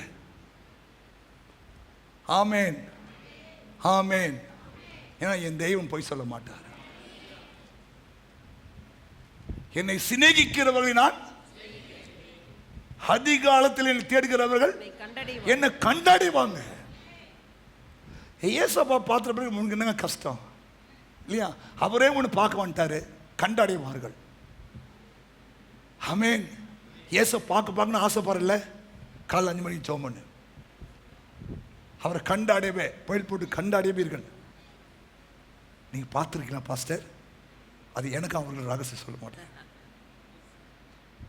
சில ரகசியம் எனக்கு சொல்ல மாட்டேன், என் பொண்டாடி கூட சொல்ல மாட்டேன். பைபிள் சொல்லுது மார்பிளை சாங்கிற மனைவிகள் சில ரகசியம் சொல்லாதுன்னு போட்டு பைபிள். அவன் ரொம்ப விரும்பிகளும் சொல்லாத, நடுத்தருக்கு போயிடுவேன். பைபிள் சொல்லுது, நான் சொல்ல தாயே, நான் பெண்களுக்கு எதிரானவன் அல்ல, உங்களை விஷயம் என் வண்டி ஓடும். ஆனால் பைபிள் சொல்லுது, உன் மார்பிலே சாய்ந்து இருக்கிற மனைவிக்கு கூட நான் சில ரகசியத்தை ஏற்கனவே ஒன்றுமே சொல்ல மாட்டான் இல்லையா, இச்சு போட்டு புலி மாதிரி உட்காந்துருக்கிறான். இப்போ பாரு நீங்கள் சொல்லி கொடுக்குறீங்களா? ஆமாம், அவன் பேச மாட்டான் பாஸ்டர், கம்முன்னு திரும்பி படுத்துக்குவான் பாஸ்டர். பேசு, அதெல்லாம் பேசு. ஆனால் சில ரகசியத்தை என்ன மாட்டாது, மனைவி கிட்ட கூட சொல்லக்கூடாதுன்னு நான் சொல்ல பைபிள் போட்டிருக்கு. நம்ம எல்லாத்தையும் உடைய விட்டு வச்சுக்க. சில ஆள் இருக்கிற அன்பில் எல்லாத்தையும் உடைய விட்டுருவான். நான் கேட்டாங்களா படிக்கும் போது ஒரு பொண்ணு என் லவ் பண்ணாலா, ஒரு பொண்ணு லவ் பண்ணாலா, 10ஆம் கிளாஸ் படிக்கும் ஒரு பொண்ணு லவ் பண்ணாலா, பண்ண எப்பா நீ நான் காதல் இளவரசனா ரைட்டு இருக்கலாம், அது சொல்லாத.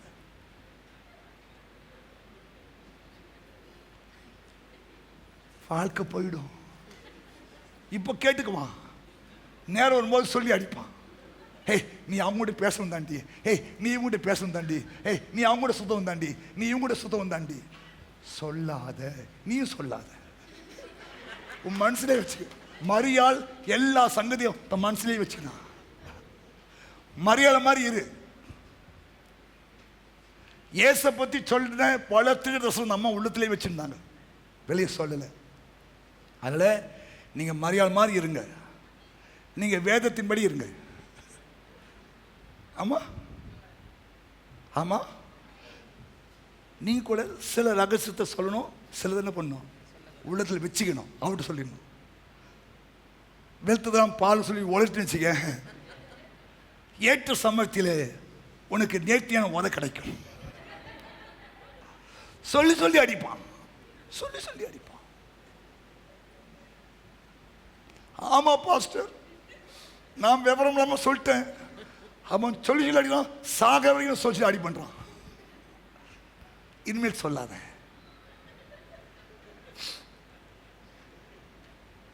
அப்போ இயேசு நீங்கள் பார்த்தீங்கன்னா சொல்ல மாட்டேன், அது எனக்கு அவருக்கு ரகசியம். சொல்லிட்டு நீ பாஸ்டர் மட்டும் நீ தரிசனம் பண்ணீங்க, எனக்கு தரிசனம் அப்படிங்க, அப்புறம் உங்கள்கிட்ட நான் விட்டுருன்னு சொல்லி விட்டுருவாங்க. சரி, 3வது 1 நாளாகம் எடுங்க எடுங்க 1 நாளாகமும் 29ஆம் அதிகாரம் இது தாவீதுடைய சம்பவங்கள் வாசிக்கலாம். இப்படி மனப்பூர்வமாய் கொடுக்கும் திராணி உண்டாவதற்கு நான் எம்மாத்திரம் என் ஜனங்கள் எம்மாத்திரம் எல்லாம் உம்மால் உண்டானது, உமது கரத்திலே வாங்கி உமக்கு கொடுத்தோம். முன்பாக நாங்கள் எங்களுடைய பிதாக்கள் எல்லாரை போலும் அரதேசிகளும் பரதேசிகளுமாய் இருக்கிறோம். பூமியின் மேல் எங்கள் நாட்கள் ஒரு நிழலை போல இருக்கிறது, நிலைத்திருப்போம் என்னும் நம்பிக்கை இல்லை. எங்கள் தேவனாகிய கர்த்தாவே, உம்முடைய பரிசுத்த நாமத்திற்கென்று உமக்கு ஒரு ஆலயத்தை கட்டுவதற்கு நாங்கள் சவதரித்திருக்கிற இந்த பொருள்கள் எல்லாம் உம்முடைய கரத்திலிருந்து வந்தது, எல்லாம் உம்முடையது. என் தேவனே, என் நீர் இருதயத்தை சோதித்து உத்தம குணத்திலே பிரியமாய் இருக்கிறீர் என்பதை அறிவேன். இவை எல்லாம் நான் உத்தம இருதயத்தோடே மனப்பூர்வமாய் கொடுத்தேன்.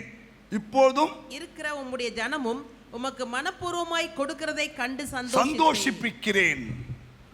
கவனிங்க, 3வது உங்களுடைய வாழ்க்கையில இந்த பொருளாதார ஆசீர்வாதங்கள் வரணும்னா நீங்கள் தேவனுக்கு உரியதை தேவனுக்கும், ராயனுக்கு உரியதை ராயனுக்கும் கட்டாயம் நீங்கள் செய்தே ஆக வேண்டும். கிறிஸ்துவத்தில் மாத்திரம் கொடுக்கிறதுக்கான ஒரு கட்டளையை தேவன் கொடுத்திருக்கிறார். ஆமென்.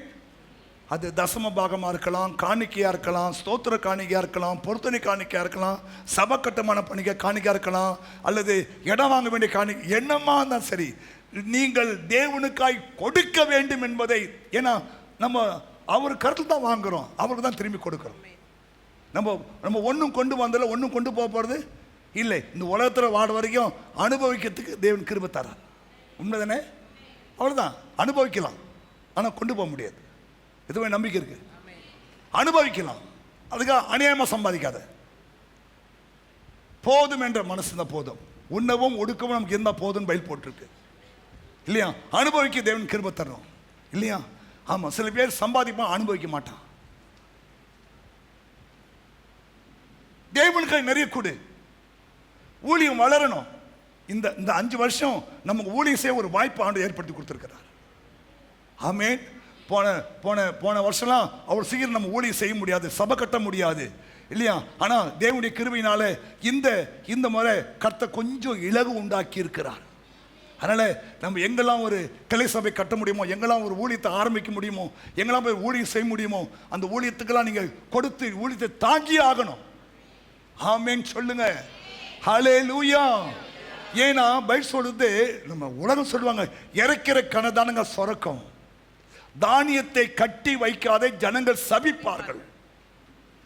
நீதிமொழிகள் புஸ்தகம் எடுங்க பார்க்கலாம். நீதிமொழிகள் புஸ்தகம், தானியத்தை கட்டி வைக்காதே ஜனங்கள் சபிப்பார்கள், அதை கொடுத்து விடு.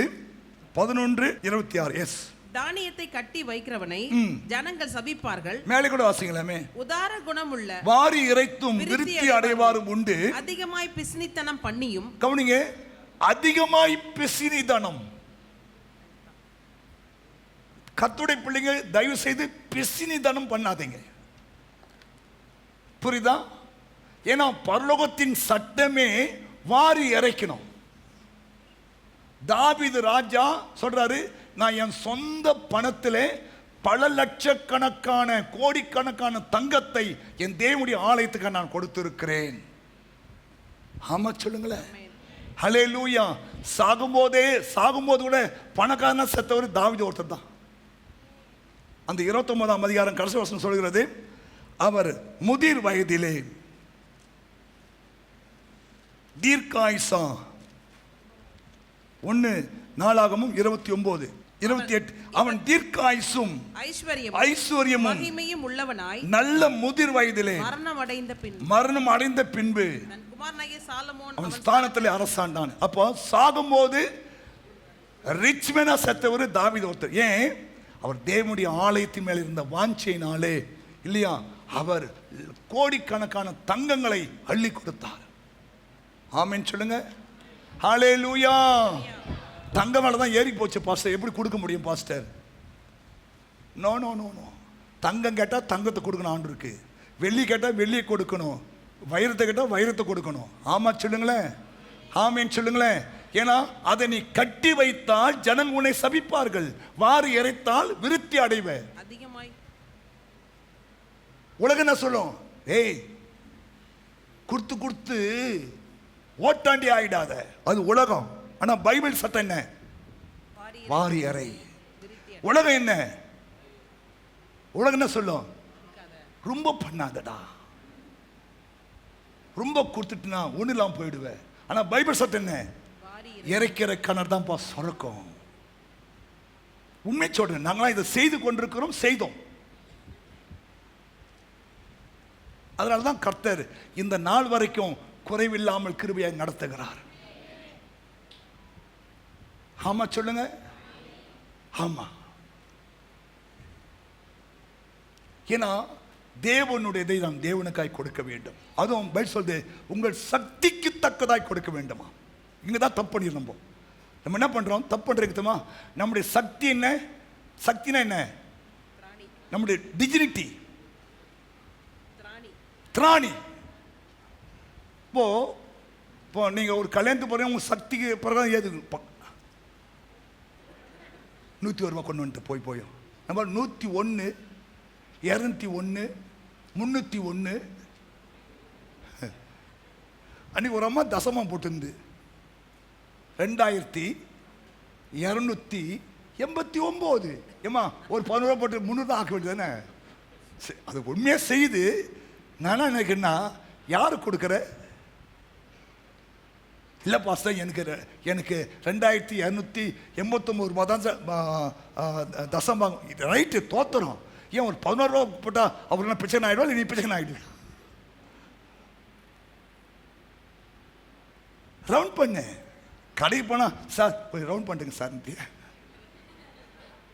கேட்கறல. ஏமா பில்லு வந்து 3219 சார், அதை ரவுண்டா கொடுத்துறேன் சார். கடைக்காட்ட மாதிரி ரவுண்ட் பண்ண கேட்குறேன். சரிம்மா ரவுண்டாக குத்துரு, 3000 குத்துரு. அவன் 210 அவன் குறைச்சிடான்ல, இவர் கொடுக்கும்போது என்ன பண்ணான்? ரவுண்டாக கொடு. 2289. ஏன் ஏன் ஒரு 11 ரூபா போட்டு 300 தான் ஆக்க? இதை மொப்ப முடிச்சு சொத்து குறை போதா? இல்லை சந்தோஷப்படுவார்ல அவரு? இந்த புள்ள உதாரணமாக கொடுக்குறாப்பா, இந்த புள்ள வாரி இறைக்கிறாப்பா. ஆமாங்க, நம்ம சர்ச்சில் ஒரு சிஸ்டர் இருக்காங்க, கணவன் இல்லை, புருஷன் இல்லை, விட்டுட்டு போயிட்டான். 2 பிள்ளைகள். ஒரு பிள்ளைக்கு கண்ணு தெரியாது, ஒரு பிள்ளைக்கு தெரியும். ஒரு பிள்ளைக்கு இன்னும் கல்யாணம் ஆகலை, ஒரு 40 வயசு ஆயிட்டு. ஒரு பிள்ளை கல்யாணம் பண்ண முடியாது. அப்போ அந்த அம்மா உள்ளத்தில் எவ்வளோ வேதனை இருக்கும் யோசித்து பாருங்க. இந்த லேண்டு வாங்கிறதுக்காக நம்ம எல்லாத்தையும் கேட்டோம்ல, அவங்களாட்டையும் கேட்டோம். அவங்க நான் ஒரு நாள் வெளியே நிற்கிறேன், பாஸ்டர் என்னால் இப்படி தான் பாஸ்டர் முடிஞ்சுது, வச்சிங்க பாஸ்டர், வேறு இல்லை பாஸ்டர் சொல்லிட்டேன். நானும் அதை வாங்கி நான் அடுத்த வேலை பார்க்க போயிட்டேன். வீட்டில் வந்து பார்த்தா அதில் 3 லட்சம் வந்தது. அதுக்கு முன்னாடி அவங்க ஒரு 2 சவரம் வலையில் இருக்கும், அதான் கொடுத்தாங்க. அது பொண்ணு நகை. அதை கவனிங்க, அவங்கள என்னால் மறக்கவே முடியாது. இங்கே கீழே வந்தாலும் கீழே தான் உட்காருப்பாங்க, இங்கே இதில் வந்துட்டாங்களேன்னு பார்ப்பாங்க. ஓ, கொடுத்தா தான் பார்ப்பீங்களா? இல்லை, என் கண் அவங்க நம்ம தேடுது இல்லை, அப்போ ஏசு கண்ணு தேடு இல்லையா? ஏன்னா இவ்வளோ கஷ்டத்தில், இவ்வளோ வறுமையில், இவ்வளோ வேதனை மத்தியில் தேவனுடைய ஆலயத்துக்காக இவ்வளோ உற்சாகமாய் கொடுக்குறாங்கன்னா கவனிக்கணும். பாருங்க, அந்த அம்மாவுடைய வேலையில் பல பிரச்சனை. போன வருஷம் அவங்களுடைய வேலையில் பயங்கரமான பிரச்சனை. இங்கிருந்து அந்த ராயபுரத்துக்கு போவாங்க வேலைக்கு. கர்த்தர் ஹெல்ப் பண்ணுறாரா இல்லையா? யுத்தம் பண்ணுறாரா இல்லையா? யுத்தம் பண்ணுறாரா இல்லையா? ஏன் சொல்றேன்னு தெரியுமா? வாரி இறைத்து விருத்தி அடைய. சோத்திரம். நம்ம சபைக்கு நிறைய தேவை இருக்கு. இந்த வாரம் ரிஜிஸ்ட்ரேஷன் பண்ணணும், பணம் கொஞ்சம் பற்றாக்குறையா இருக்கு, ஜெபம் பண்ணுங்க. ஹல்லேலூயா. மண்ணை மட்டும் கொட்டியே இருக்கிறாங்க. ஸ்தோத்திரம். அது பில் செட்டில் பண்ணணும், 1,25,000 ரூபாய் செட்டில் பண்ணணும். ஆனாலும் ஜபிக்கிறோம். தேவனுடைய கிருபையில் சொல்றேன், தைரியமா சொல்றேன், மடியில. ஆமா, இது வரைக்கும் தேவனுடைய கிருபையினால் ஒரு 2.5 கோடி நம்ம ஸ்பெண்ட் பண்ணியிருக்கிறோம். 3 கோடி ஸ்பெண்ட் பண்ணிக்கிறோம். அது 6 லட்சம் நம்ம கடன் இருக்குது. ஆனால் தேவனுடைய கிருபையினால போன ஜூன் 20ஆம் தேதி தான் அதை அக்ரிமெண்ட் போட்டோம். இன்னைக்கு தேதினா 9. 10% இந்த வாரம் ரிஜிஸ்ட்ரேஷன் பண்ணுவோம். கர்த்தர் கிருபை. ஆமென். அவர் கிருபை, அவர் கிருபை, அவர் கிருபை, அவர் கிருபை, அவர் கிருபை. எல்லாம் யோசிக்கிறாங்க, இந்த பாஸ்டருக்கு எங்கன்னா வெளிநாட்டு பணம் வருதா, எப்படி இவ்வளோ பெரிய இடத்த வாங்கினாரு? இல்லை, எல்லாம் உள்நாட்டு பணம் தான்.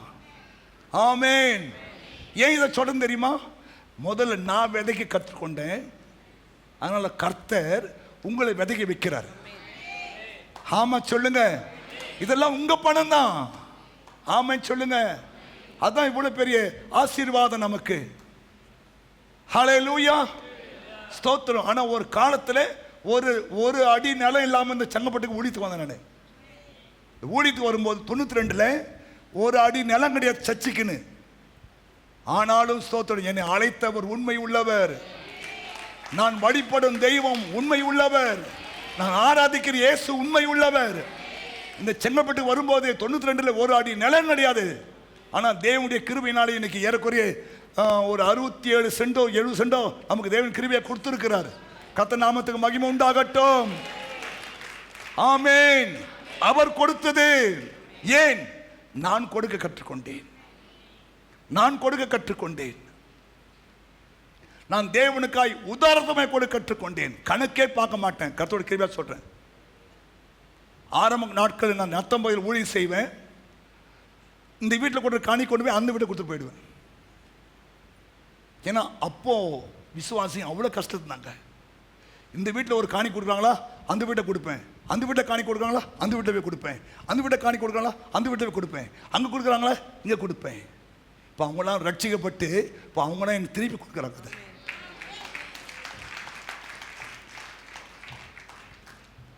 கிருபை தானே, கிருபை தானே. இதுக்கெல்லாம் என்ன காரணம் தெரியுமா? நான் தேவனுக்காய் இன்ன வரைக்கும் அதில் உண்மையாக இருக்கிறேன். இன்ன வரைக்கும் உண்மையாக இருக்கிறேன். தேவனுக்கு கொடுக்கிற விஷயத்தில் நான் பிசினத்தனம் பண்ணவே மாட்டேன். ஹல்லேலூயா. ஏன் இதெல்லாம் சொல்ல தெரியுமா? நீங்களும் அப்படிதான் மாற வேண்டும். அப்போ பாருங்க, பொருளாதாரத்தில் தேவன் தம்முடைய வல்லமை விளங்க பண்ணுவார். ஹல்லேலூயா. ஆமாம், ஏன்னா அவர் தான் நம்மளை ஆசீர்வதிக்கிறவர் இல்லையா? ஆமாம், வானத்தின் பலகனியை திறந்து இடம் கொள்ளாமல் போகணும்னு ஆசீர்வதிப்பேன். நீ அநேக ஜாதி கடன் கொடுப்பேன், நீ கடன் வாங்க மாட்டேன்னு சொன்னார் ஆண்டவர். அப்போ வானத்தின் பலகனி அவர் தந்துட்டாருன்னா உனக்கு இருக்கிற எல்லா கடனும் மாறிடும். ஆமா சொல்லுங்க. நம்ம சர்ச்சைக்கு ஒரு குடும்பம் வராங்க. அவங்க சொன்னாங்க, பாஸ்டர் எங்களுக்கு ஒரு லேண்டு விற்க வேண்டியிருக்கு, அந்த லேண்டை வித்துட்டா நான் சர்ச்சைக்கு 1 கோடி கொடுத்துருவோம் பாஸ்டர். அம்மா, இவ்வளோ பெரிய மனசு இருக்கா உங்களுக்கு? இந்த சர்ச்சைக்கு ஒரு விசுவாசி இவ்வளோ பெரிய மனசு இருக்கா? ஆமாம், அது 5 கோடிக்கு போகும், 1 கோடி நான் தேவனுக்கு கொடுத்துருவோம் பாஸ்டர். ஹலோ, அப்போ எவ்வளோ பெரிய மனசு பாருங்க அவருக்கு, அந்த குடும்பத்துக்கு எவ்வளோ பெரிய மனசு பாருங்க. யாருக்கும் 1 கோடி கொடுக்க மனசு வரும்?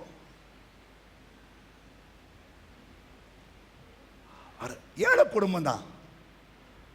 ஆனால் அவங்க அப்பா அம்மா சம்பாதிச்சுட்டு போன சொத்து அது ஒரு நல்ல விலைக்கு வித்துட்டா என் தேவனுக்காக நான் கொடுக்கல, எனக்கு கஷ்டம் கிடையாது, கொடுத்துருவேன். இப்போ நான் அப்பா சீக்கிரம் விற்கட்டும். இந்த கடன்லாம் 2024 முடியும் போது கடன் இல்லைன்னு கை தூக்கிடணும். அது வரைக்கும் இயேசு வரக்கூடாது. ஏன்னா இயேசு வந்தால் கடங்க நம்ம பரலம் போக முடியாது, பிடிச்சி இழுத்துருவார். அது வரைக்கும் இந்த ஏசப்பா கொஞ்சம் வெயிட் பண்ணுங்கப்பா, 2024 டிசம்பர் 31 நான் கை தூக்கிடணும் ஆண்டவரே, முடிச்சிட்டேன், எல்லாம் கடனை கொடுத்துட்டேன்னு சொல்லி நீ 1ஆம் தேதி வந்தோட போதும் ஆண்டவரே. அப்படி ஜோம் பண்ணு. 2024 டிசம்பர் 31க்குள்ள என் கடன் எல்லாம் முடிஞ்சு சித்தமான 2025 ஜனவரி ஆரம்பிக்கும் போது இல்லையா, எல்லாம் முடிந்தது. நம்ம என்ன சொல்லணும்? எல்லாம் முடியுது. ஏன் சொன்னாரா? எல்லாம் முடிஞ்சு சொன்னாரா? நீ சொல்லணும், பாஸ்டர் எல்லாம் முடிந்தது. இது ஒரு தீர்க்கதரிசனம் எழுதி வச்சுக்கோ. இதெல்லாம் ப்ராபசி சொல்லிச்சோம். ஆண்டவரே பாஸ் சொல்லிட்டாங்க எல்லாம் முடிஞ்சிச்சுன்னு. 2024 முடியும், 31 எல்லாம் முடிஞ்சிடணும். தோத்துறோம், போராடு. இன்னும் 6 மாசம் போராடு இல்லையா? எத்தனை கோடி உனக்கு கடந்தா கூட அது முடிஞ்சிடும். என் தெய்வம் பெரியவர். கோடியில் அவருக்கு ஒன்றும் பேசல இல்லையா? ஆமா, அவர் பார்த்தா போதும்.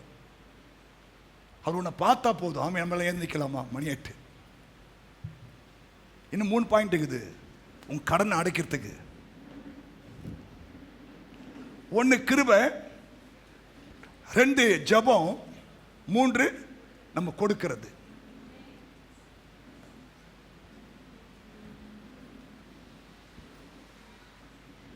4 ஆத்தும ஆதாயம் பண்ணும் ஊழியம் செய்யும் போது கர்த்தர் நம்முடைய பொருளாதாரத்தில் ஒரு அற்புதம் செய்வார். கர்த்தருக்கு பயந்து அவர் கட்டளைகளே நாம நடக்கும்போது நம்முடைய பொருளாதாரத்தில் ஒரு அற்புதம் நடக்கும். சங்கீதம் 112 1-3 வாசம். இப்போ வாசிக்க வேணாம். நீங்க நோட் பண்ணிக்கங்க, வீட்டில் பாருங்க. சங்கீதம் 112 1-3 வரைக்கும் சொல்றாரு, கர்த்தருக்கு பயந்து அவர் வழியில் நீ நடந்துச்சுன்னா நீ அநேக ஜாதி கடன் கொடுப்ப, நீ கடமே வாங்க மாட்டே. உனக்கு கொடுக்கப்பட்ட தாளந்து அல்லது திறமைகளை நீ சரியாய் பயன்படுத்தினா உங்க வாழ்க்கையில் பொருளாதார ஆசீர்வாதம் உண்டாகும். ஆமே, தாளந்து அல்லது திறமைகள்.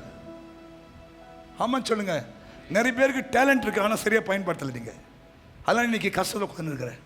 உங்க நிறைய டேலண்ட் ஆண்டு ஒருத்தருக்காரு, ஜோமனி அதை கேட்டு பெற்றுக்கோ, அந்த டேலண்ட்டை சரியா யூஸ் பண்ணு, கர்த்தர் உனக்கு அற்புதம் செய்வார்.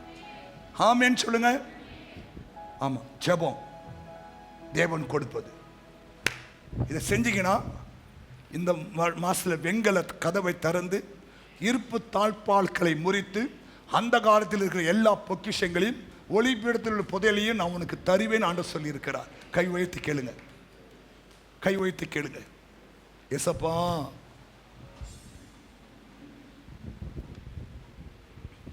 பிரியமானவனே, உன் ஆத்துமா வாழ்கிறது போல நீ வாழ்ந்த சுகமா இருக்கணும். சகல ஜாதிகளும் உன்னை நான் மேன்மையா வைப்பேன் என்று சொல்லி இருக்கிறார். நான் வானத்தின், அவர் தம்முடைய பொக்கிஷ சாலையாகிய வானத்தை திறப்பார். நீ அநேக ஜாதிக்கு கடன் கொடுப்ப, நீயோ கடன் வாங்காதிருப்ப. வாரி இறைத்து விருத்தி அடைவ. கேளுங்க, ஆண்டவரே நான் செய்யணும்ப்பா. 2024 டிசம்பர் 31 வரும்போது எல்லாம் முடிந்தது முடிந்ததுன்னு சொல்லி நான் கை வைத்தனும். சொல்லி கை வைத்து ஒரு தீர்மானம் பண்ணு. கர்த்தர் உனக்கு உதவி செய்வார். ஆண்டவர் இயேசு உனக்கு உதவி செய்வார். முடிந்தது. இந்த போன சொன்ன கடைசி என்ன சொன்னு கேட்பேன்ல, முடிந்தது சொல்லு. பகதா சிஸ்டர் முடிஞ்சிருச்சு சொல்லு. முடிந்ததுன்னு சொல்லுமா. இந்த பாங்க சொல்லு. முடிந்தது. என்ன முடிந்தது? எல்லாம் முடிந்தது. எல்லாம் முடிஞ்சிச்சு. நீ பாருங்க, 2024 டிசம்பர் 31 எல்லாரும் பெரிய லிஸ்ட்டை கொண்டு வருவீங்க. பாஸ்டர் ஒரு சாட்சி, பாஸ்டர் ஒரு சாட்சி. என்னம்மா? எல்லாம் முடிந்தது.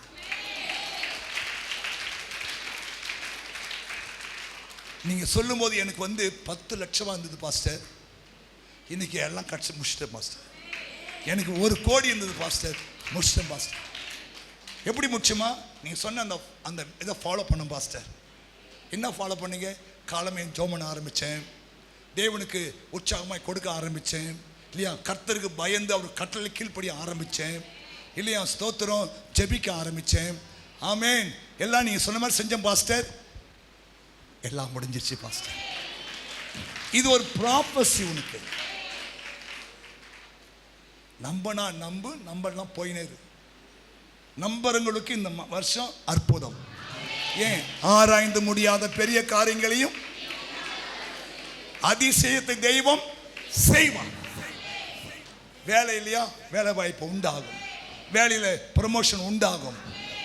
எப்படிதான் உங்களுடைய பொருளாதாரத்தை பெருக்கணுமோ அதெல்லாம் ஆண்டு செஞ்சுனே இருப்பார்.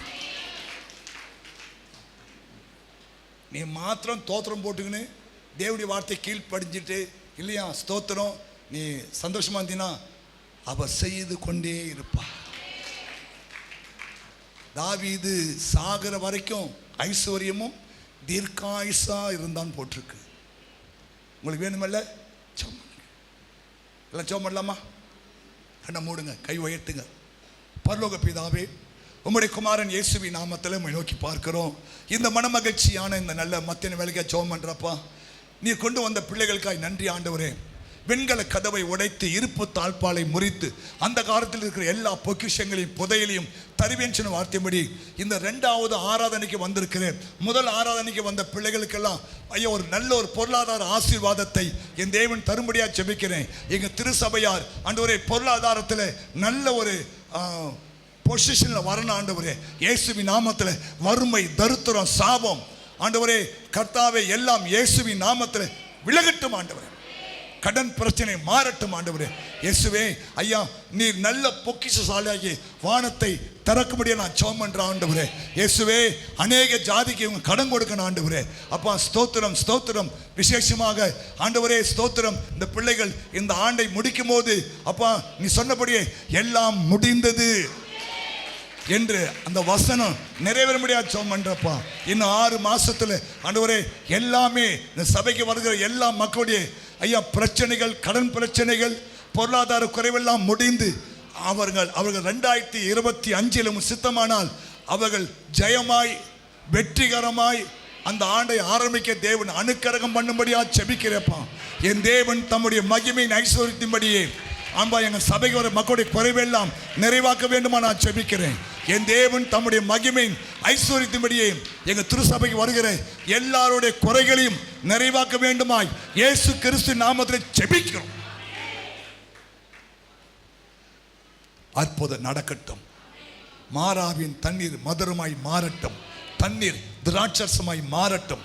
கர்த்தாவே உதவி செய்வீராக. பலமுள்ளவனுக்காகிலும் பலனற்றவனுக்காகிலும் உதவி செய்கிற ஆண்டவர் இந்த பிள்ளைகள் உதவி செய்யும்படியா ஜெபம் பண்றப்பா. ஒவ்வொருத்தருக்கும் தேவையான ஞான கிருபை கொடுப்பீராக. ஆண்டவரே, அவருடைய இருதயங்களை திறப்பீராக. இப்ப சொல்லப்பட்ட எல்லா வார்த்தைகளுக்கும் அவருடைய கண்கள் திறந்தவைகளும் காதுகள் திறந்தவைகளுமா இருக்கட்டும். ஆண்டவரே, கர்த்தர் செய்யும்படியா ஜெபிக்கிறேன். ஆசீர்வதிங்க ஆண்டவரே. மன நிறைவோடு வீட்டுக்கு போக உதவி செய்யுங்கப்பா. என் தேவன் எல்லாவற்றையும் பார்த்து கொள்வார், என் தேவன் பார்த்து கொள்வார் என்ற நம்பிக்கையோடு போக உதவி செய்யும். ஆசீர்வதியும், ஆசீர்வதியும். நாளைக்கு ஸ்கூல் ரீஓப்பனிங் பண்றாங்க. ஆண்டவரே, உதவி செய்யுங்க. டீச்சர்ஸுக்காக ஜெபிக்கிறேன் ஆண்டவரே, பிரின்சிபால்ஸ்க்காக ஜெபிக்கிறேன், லெக்சர்ஸ்க்காக ஜெபிக்கிறேன், காலேஜ் போகிற பிள்ளைகளுக்காக ஜெபிக்கிறேன் ஆண்டவரே, ஸ்கூல் போகிற பிள்ளைகள் ஜெபிக்கிறேன் ஆண்டவரே, தேவைகளுக்காக ஜெபிக்கிறேன். கர்த்தர் எல்லாருக்கும் அற்புதமான ஒரு தேவையை சந்திப்பீராக. வானத்தின் பலகனியை திறப்பீராக. அப்பா, அவர்கள் விதைத்தை விதைக்கு பலனாக திரும்ப அளிப்பீராக. இயேசுவின் நாமத்தில் திரும்ப கொடுப்பீராக. ஆண்டவரே ஸ்தோத்திரம். எல்லாருக்கும் நிறைவான பலன் உண்டாவதாக. இஸ்ரவேலின் தேவனாகிய ஆண்டவருடைய சட்டங்கில் வந்த உனக்கு அவராலே நிறைவான பலன் உண்டாகும் சொன்ன வசனம் இயேசுவின் நாமத்தில் நிறைவேற முடியாது ஜெபிக்கிறேன். இயேசு கிறிஸ்து நாமத்தை ஏற்றுக்கொண்ட எல்லா பிள்ளைகளுக்கும் இயேசுவின் நாமத்தில் ஒரு நிறைவான பலன் உண்டாக முடியாது ஜெபிக்கிறேன். ஆசீர்வதிக்கிறப்பா.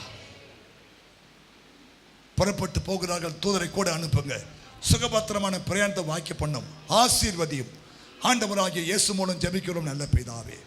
என் ஆத்துமாவே கர்த்தரை ஸ்தோத்திரி.